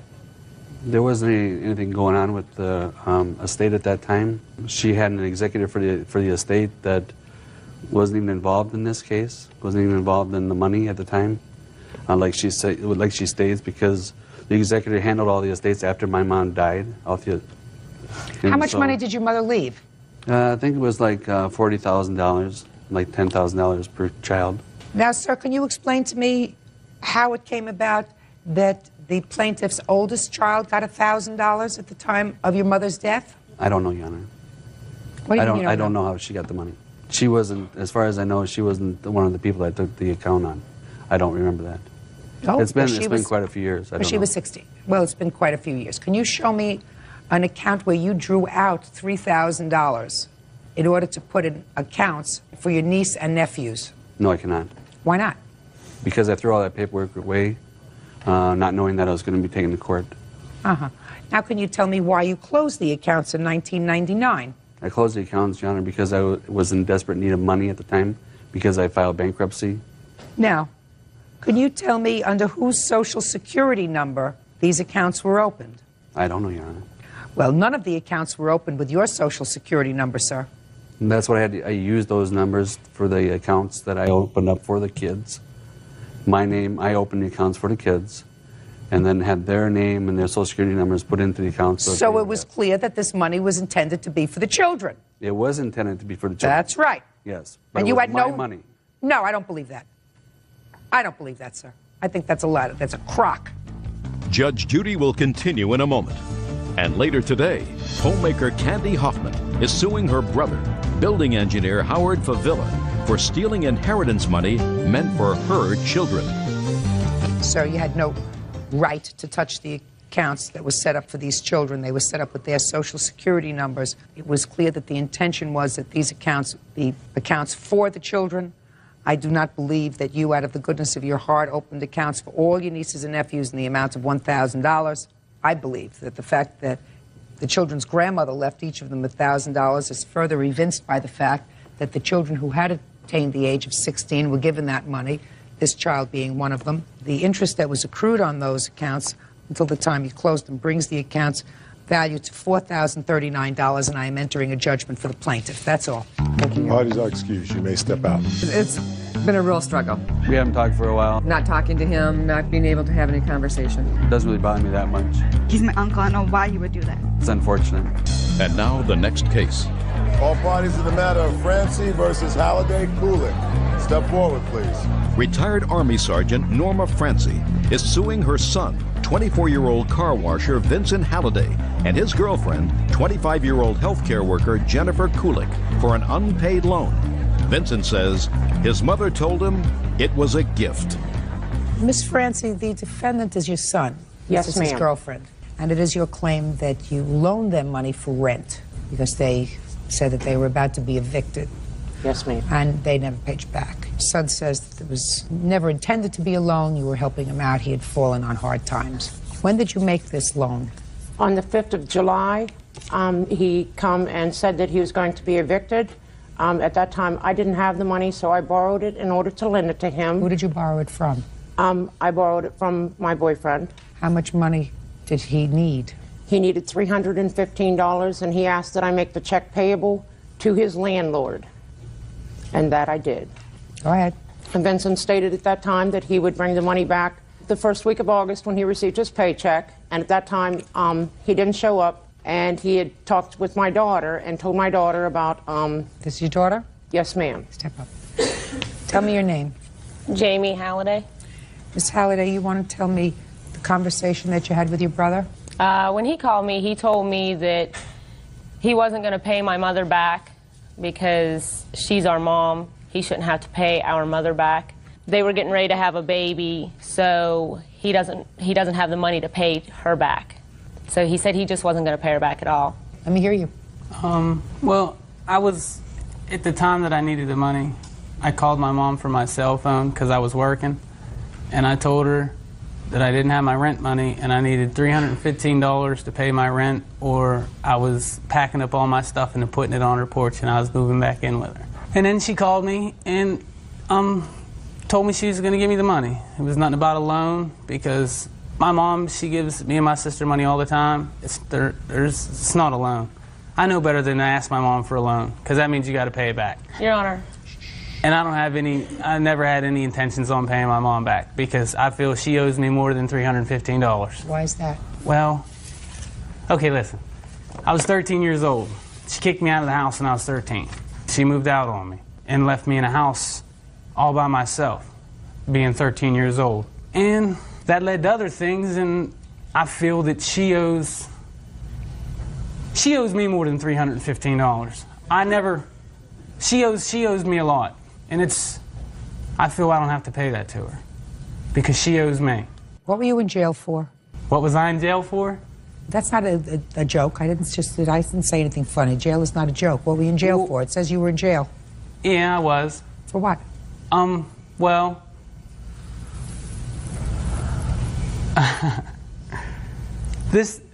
oh man, I really don't want to tell you.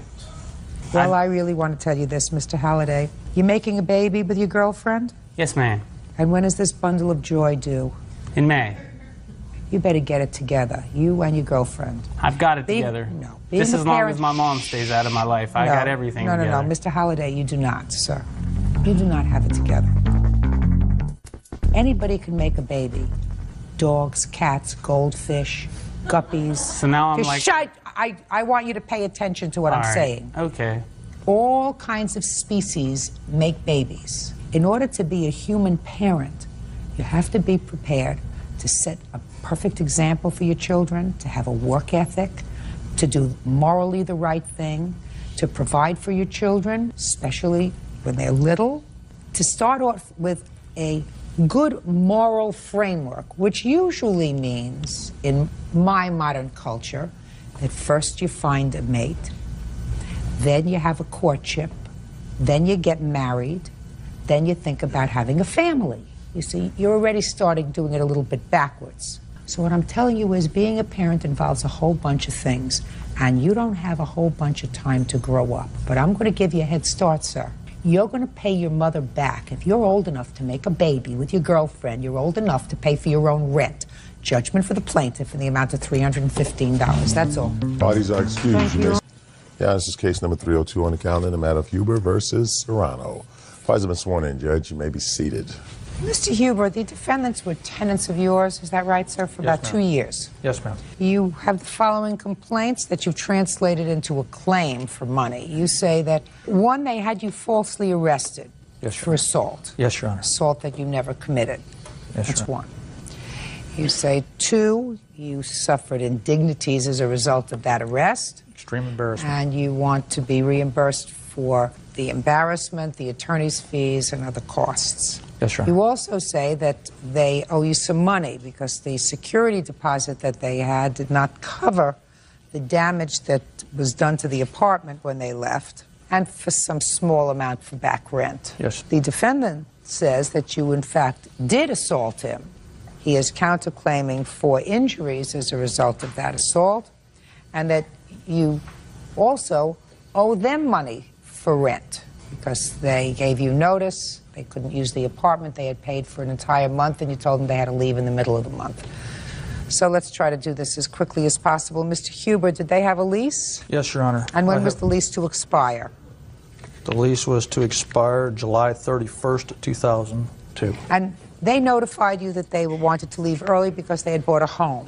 Is that right? Yes, Your Honor. When did they notify you that they wanted to leave early? On April 12th, I received a letter in the mail from them. Can I see the letter, please? Yes. I have several correspondences there. Well, let me see the initial letter.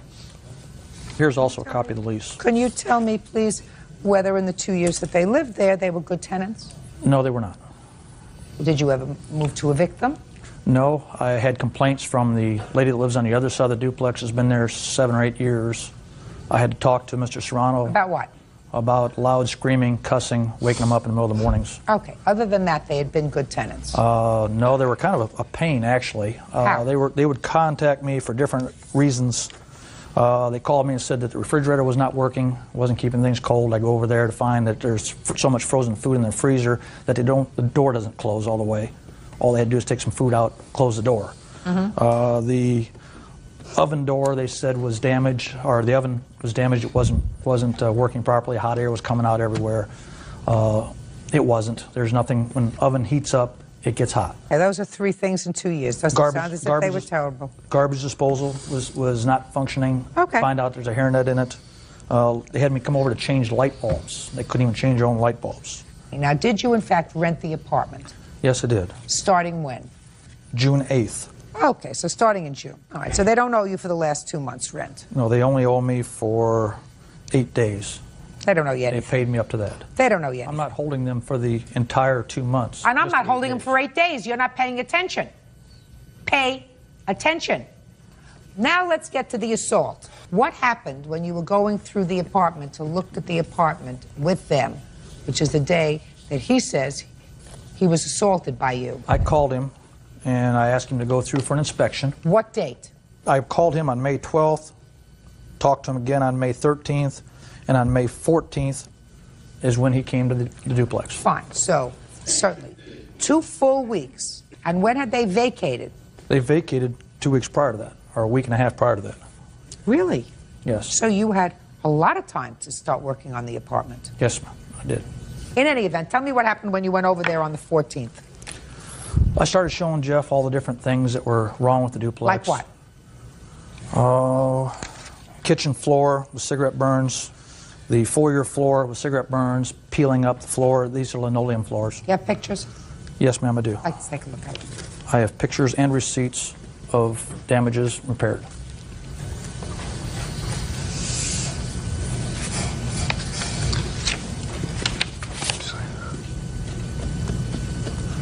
I don't know what this is. That's a staircase if you turn it sideways. When they left the duplex, they left it in such a filthy mess that I had to have 2 ladies come in and clean. That it was so nasty. Oh, I see that it's pretty nasty. I see that you're not a very good housekeeper. Looks like some cigarette burns here, sir. I believe there may have been 1 or 2. There was also some before we moved in. I have a shower handle also I'd like to show you the filth that they were living in. Okay, I'll see it. I put it in a plastic container so you don't have to touch it.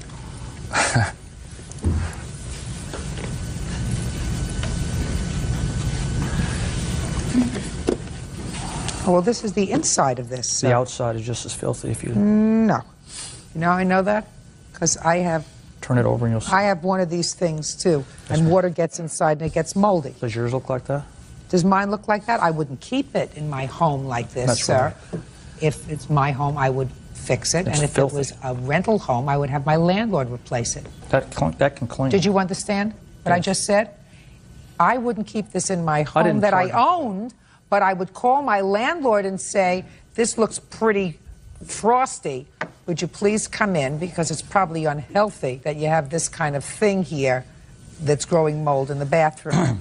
You have Can we photographs. get to the assault, please? Yeah. Your Honor, during this walkthrough, I mean, he was pointing at things like, cigarette burns. He was pointing at a Mickey Mouse plate cover that instead of a regular plate cover. His face got red. He has I assume he has a problem with anger. His face was getting red. He was pointing at some vertical blinds and said, "Look, Jeff, you move those." Well, I don't know how to move a vertical blind, so I'm sorry, that's where he put the vertical blinds. As we proceeded down the steps, I turned to him and said, Greg, you know, why do you have to be a mother about this? At that point, he charged across the living room, about probably maybe 10 feet, shoved me on my chest.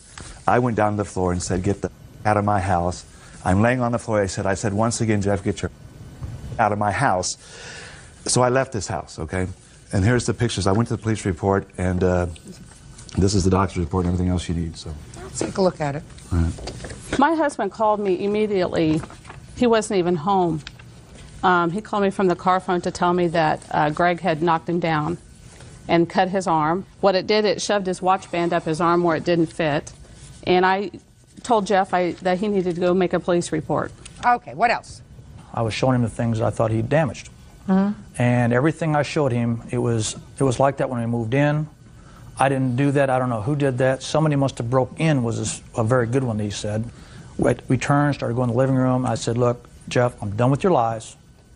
We did an inspection when we first got here, when you first moved in. I will send the pictures to Connie because I can't deal with you right now. Okay. And he started screaming, cussing me, very loud and abusive language.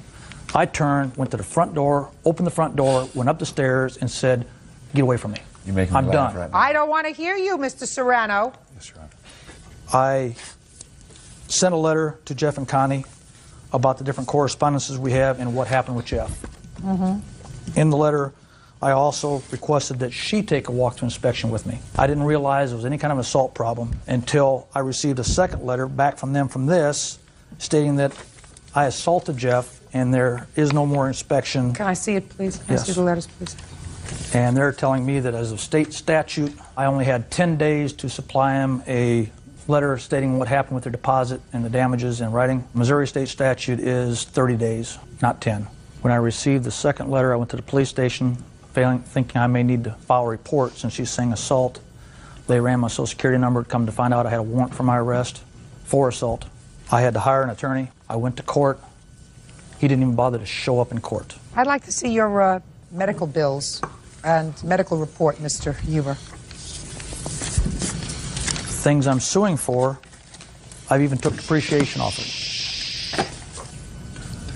What time of the day was the walkthrough with Mr. Before Huber, noon. I'm with not Mr. quite sure Serrano? It was before noon. I'm not quite sure exactly what time. Before noon. Yeah. When did you realize you were injured, Mr. Serrano? Immediately after when I opened my car door and looked to see what time it was and saw that I had a big cut in my arm. Oh, terrible. And so when did you go to the doctor? I went to the doctor. The next day. The next day. So you weren't so injured. Is that right? The next day. That's what this says. This says on the 15th. You finally showed up and you had a scratch. Well, if someone hit me in the eye and I had a black eye, but I didn't have any pain for that black eye until the next day, I would go to the doctor. Get it together. Get it together. You think I believe you? I don't believe you. I think you were probably annoyed, Mr. Serrano. Put your hand down. You weren't there. You have a temper. I don't know whether he has a temper too. That's very possible. But you got a temper. You got a big fresh mouth and you have a temper. Judge Judy continues in a moment. And later today, Greg Huber says former tenants Jeff and Connie Serrano owe for unpaid rent, damage to the home, and attorney fees after they had him falsely arrested. Jeff says Greg assaulted him. What other expenses did you have as a result of going to court? Going to court, that's all I had for expenses for the court, Very good. along with the court fees for being here. That's part of the things that you have to go through when you're a landlord, sir. Yes, ma'am. You go to court, you go to landlord and tenant court. That's part of the aggravation. You just don't sit back and collect rents. That's what you do. Yes, Your Honor. That's grief. That's part of the perks of being a landlord. This is all new to me. I only have one building, so this is all new. Well, maybe you ought to sell it. What do you want to say? Fast. May I say something? Sure. Prior to the walkthrough, when Jeff did call me to tell me regarding the walkthrough, Greg altered the premises before the walkthrough. He tore the floor out. Listen to me. He may have done all of that. I don't know whether he did all of that or not.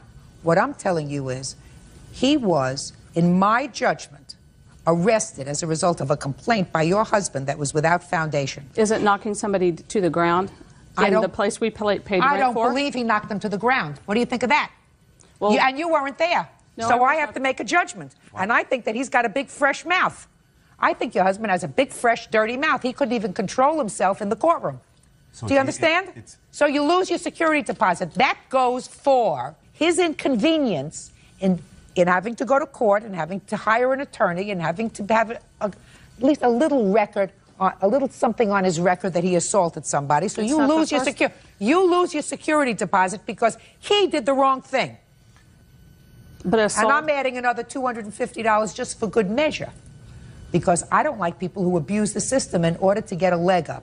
So I'm issuing a judgment for the plaintiff. In addition to keeping the security deposit back, sir, I'm giving you only on the false arrest charge $250, and I'm dismissing their counterclaim for any rents or any rents due them or the return of their security deposit.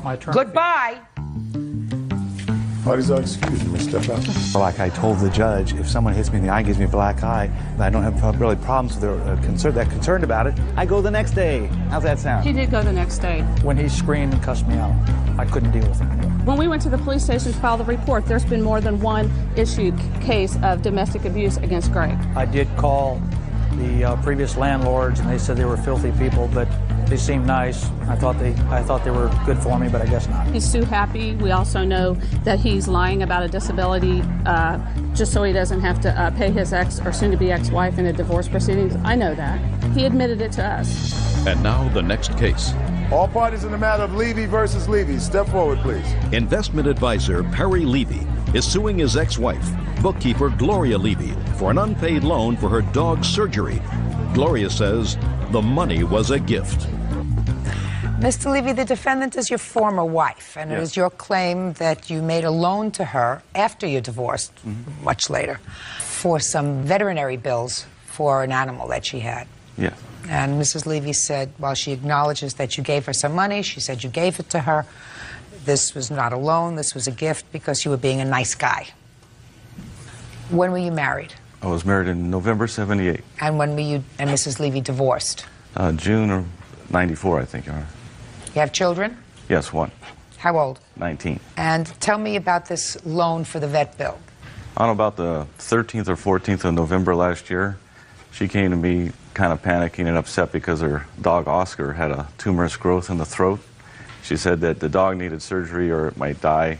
And I said, well, can you pay me back? And she said, not right away. Within a week or two, I can give you some money when a check comes in. I said, okay, fine. I said I had to borrow the money on the time on a credit card because I didn't have it available at that time. She said that she'd pay me payment. How much did you give her? I gave her $1,500 and there was a $45 check advance fee. She repaid me $500 on the 20th of November. The check was made on the 15th of November. Late November, early December, she said that she'd give me another $300 to $500 when she got it. At that time, just prior to that, we had a problem with our son. We had a disagreement over it. I guess she got upset at the way I was handling it, so my numbers were blocked. My home was blocked from calling her, and she disconnected her answering machine. Where does your son live? He lives with me. How long has he lived with you? He's lived with me since June of last year. Prior to that? He was living with his mother. I'll hear you. Yes, I did call him regarding my dog Oscar, and I said the surgery would be, as far as I knew, was about $1,500, and I didn't have the money, and I didn't want him to die, and he said...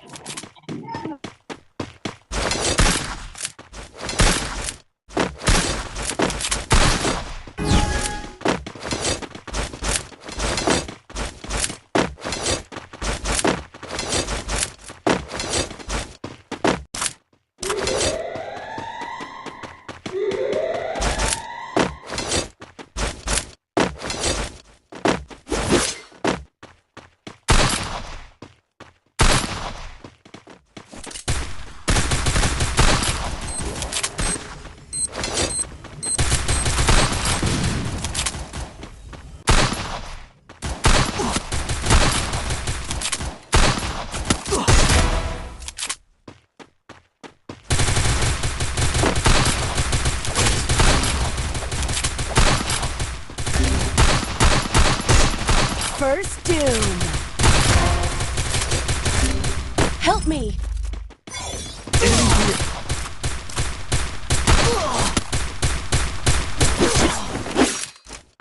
Help me. Help me. Thanks.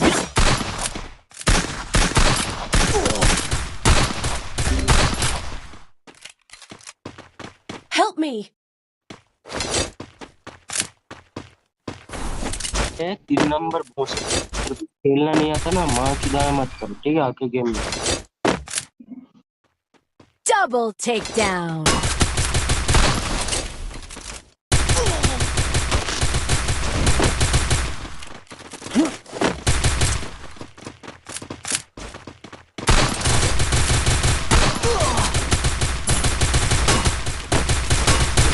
Triple takedown!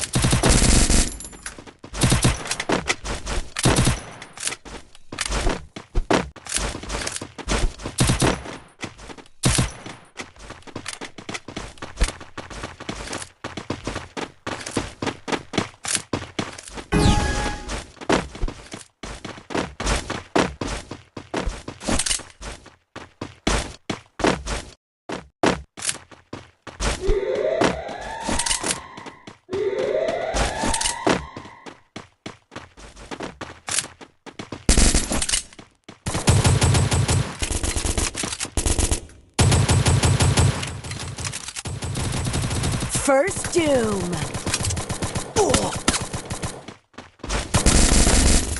Help me.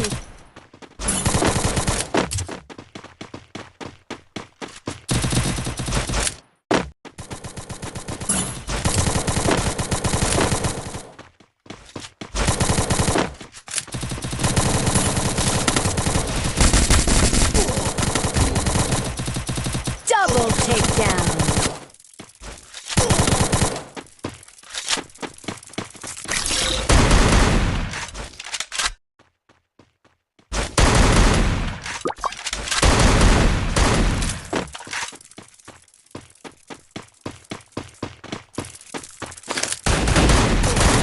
Double takedown.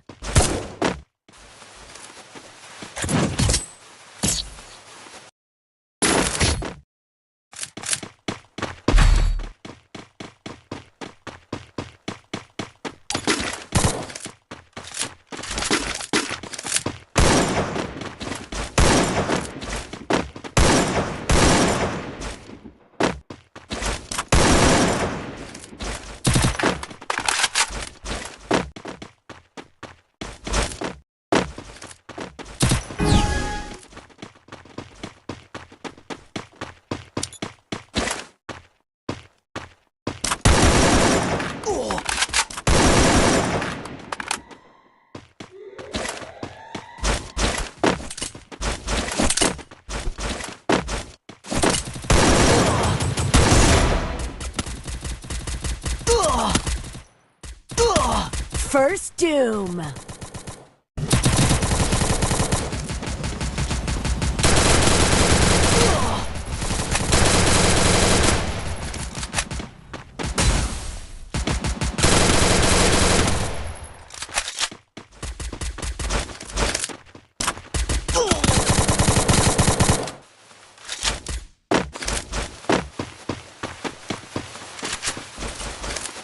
Double takedown. Help me! Help me! Enemy here.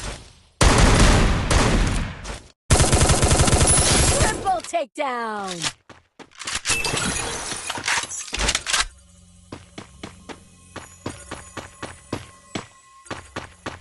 Thanks.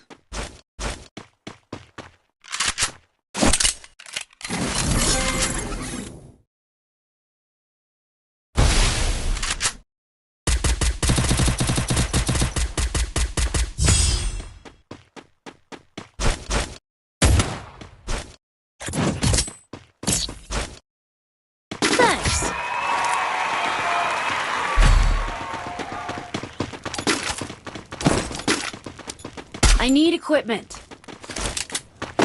Resources here.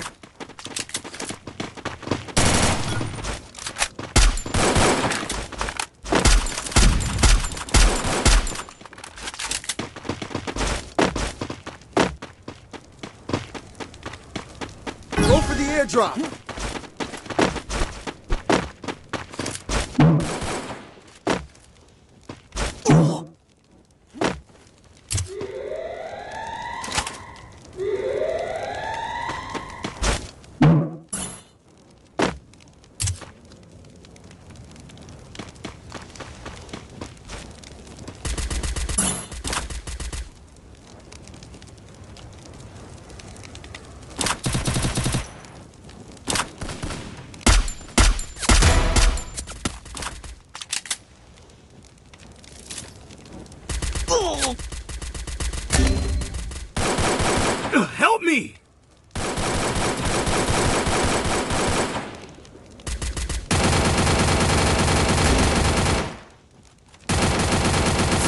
doom.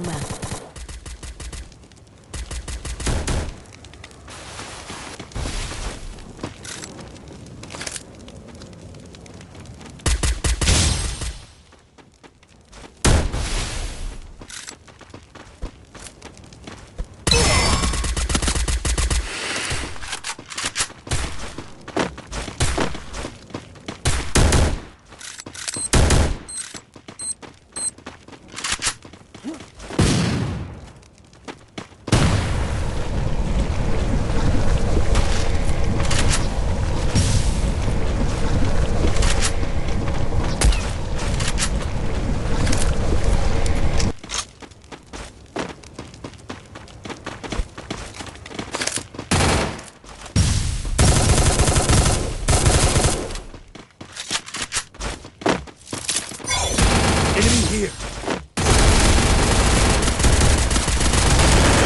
Take down.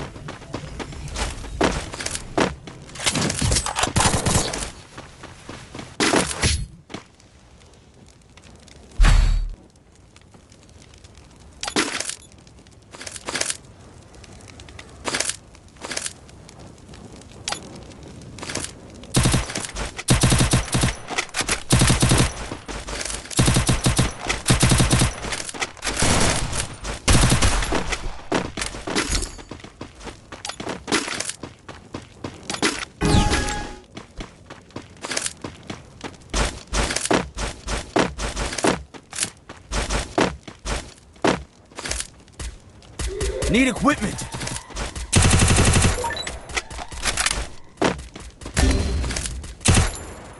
First doom.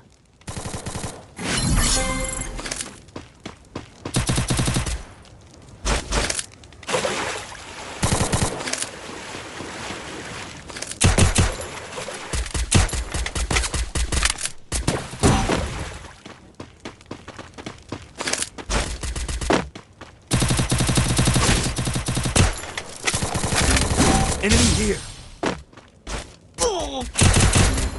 Help me!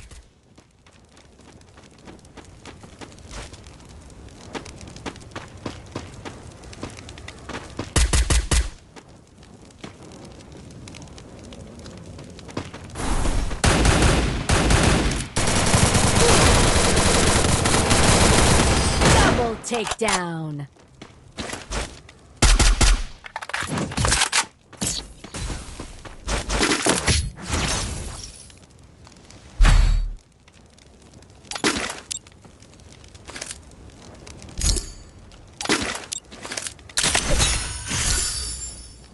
I need equipment.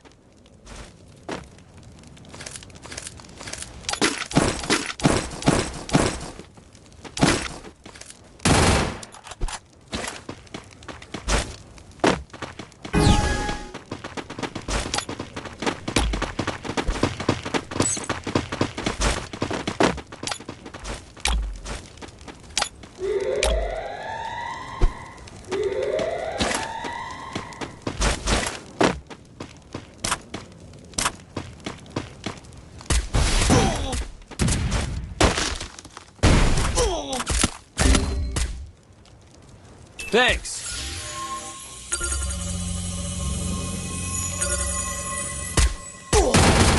First doom. Help me!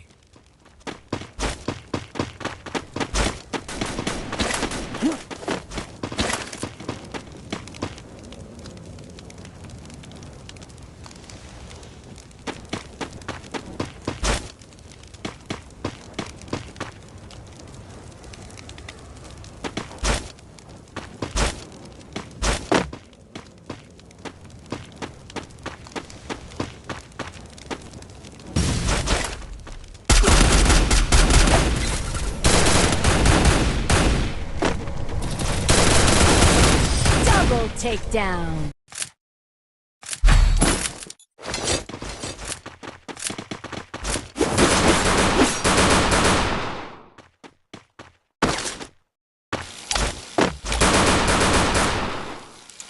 It's showtime.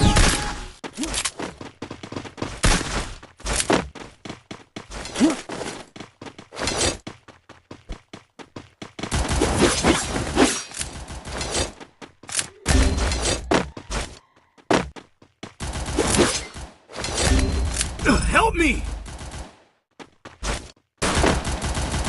First doom.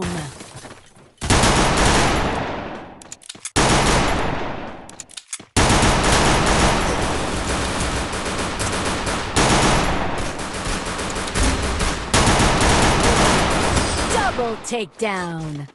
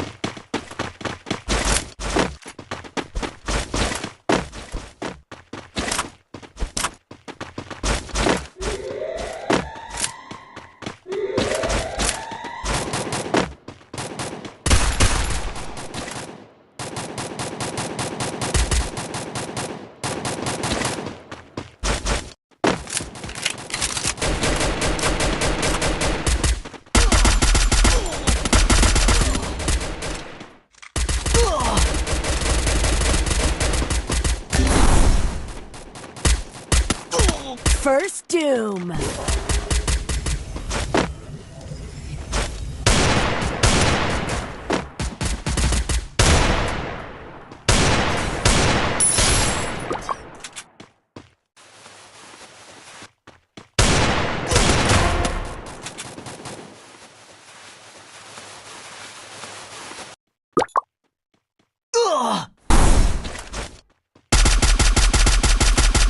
Double takedown.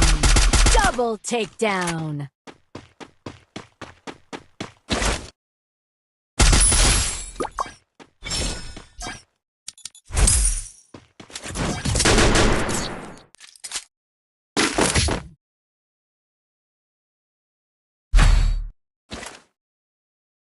Resources here.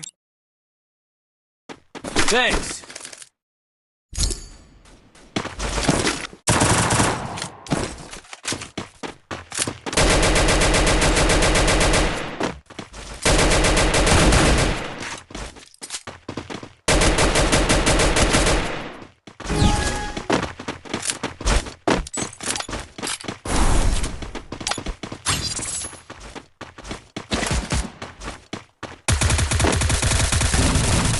Help me! First doom.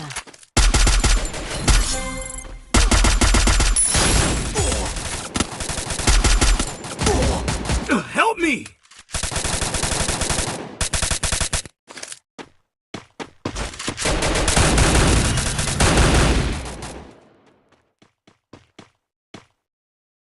Help me!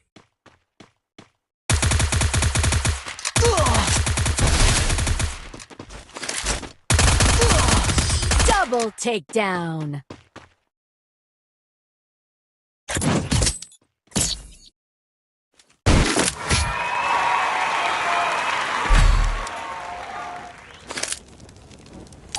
Need equipment.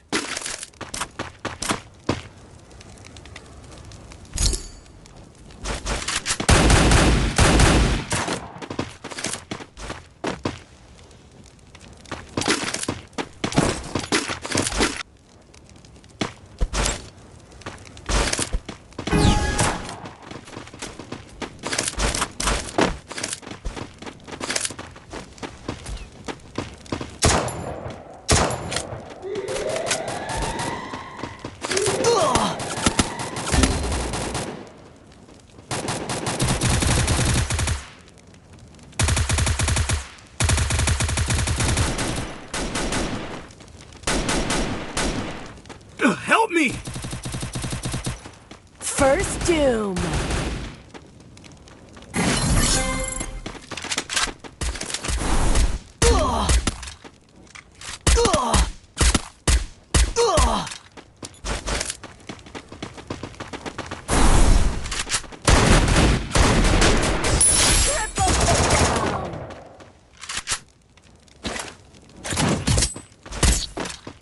Head there.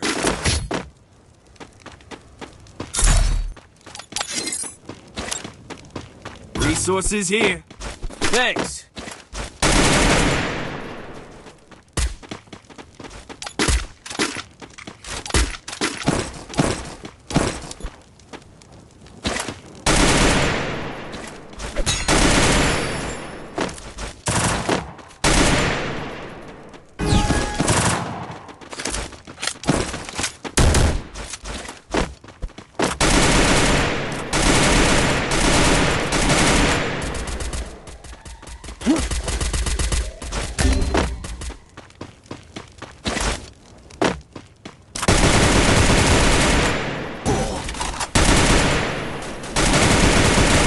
First doom.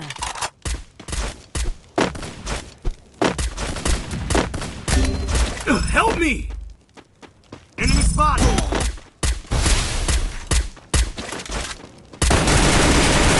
Takedown.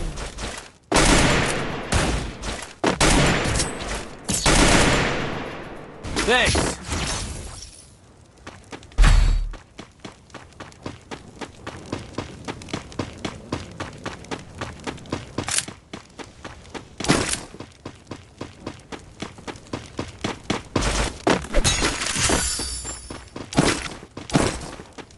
Need equipment.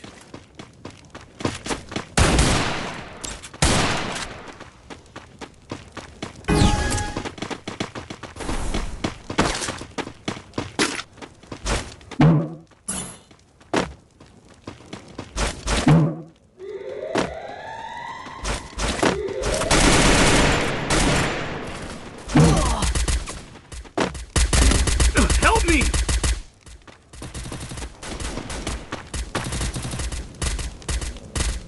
Thanks. Help me!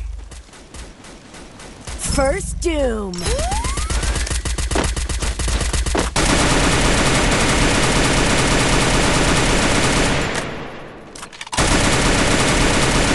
Double takedown. Double takedown. Triple takedown.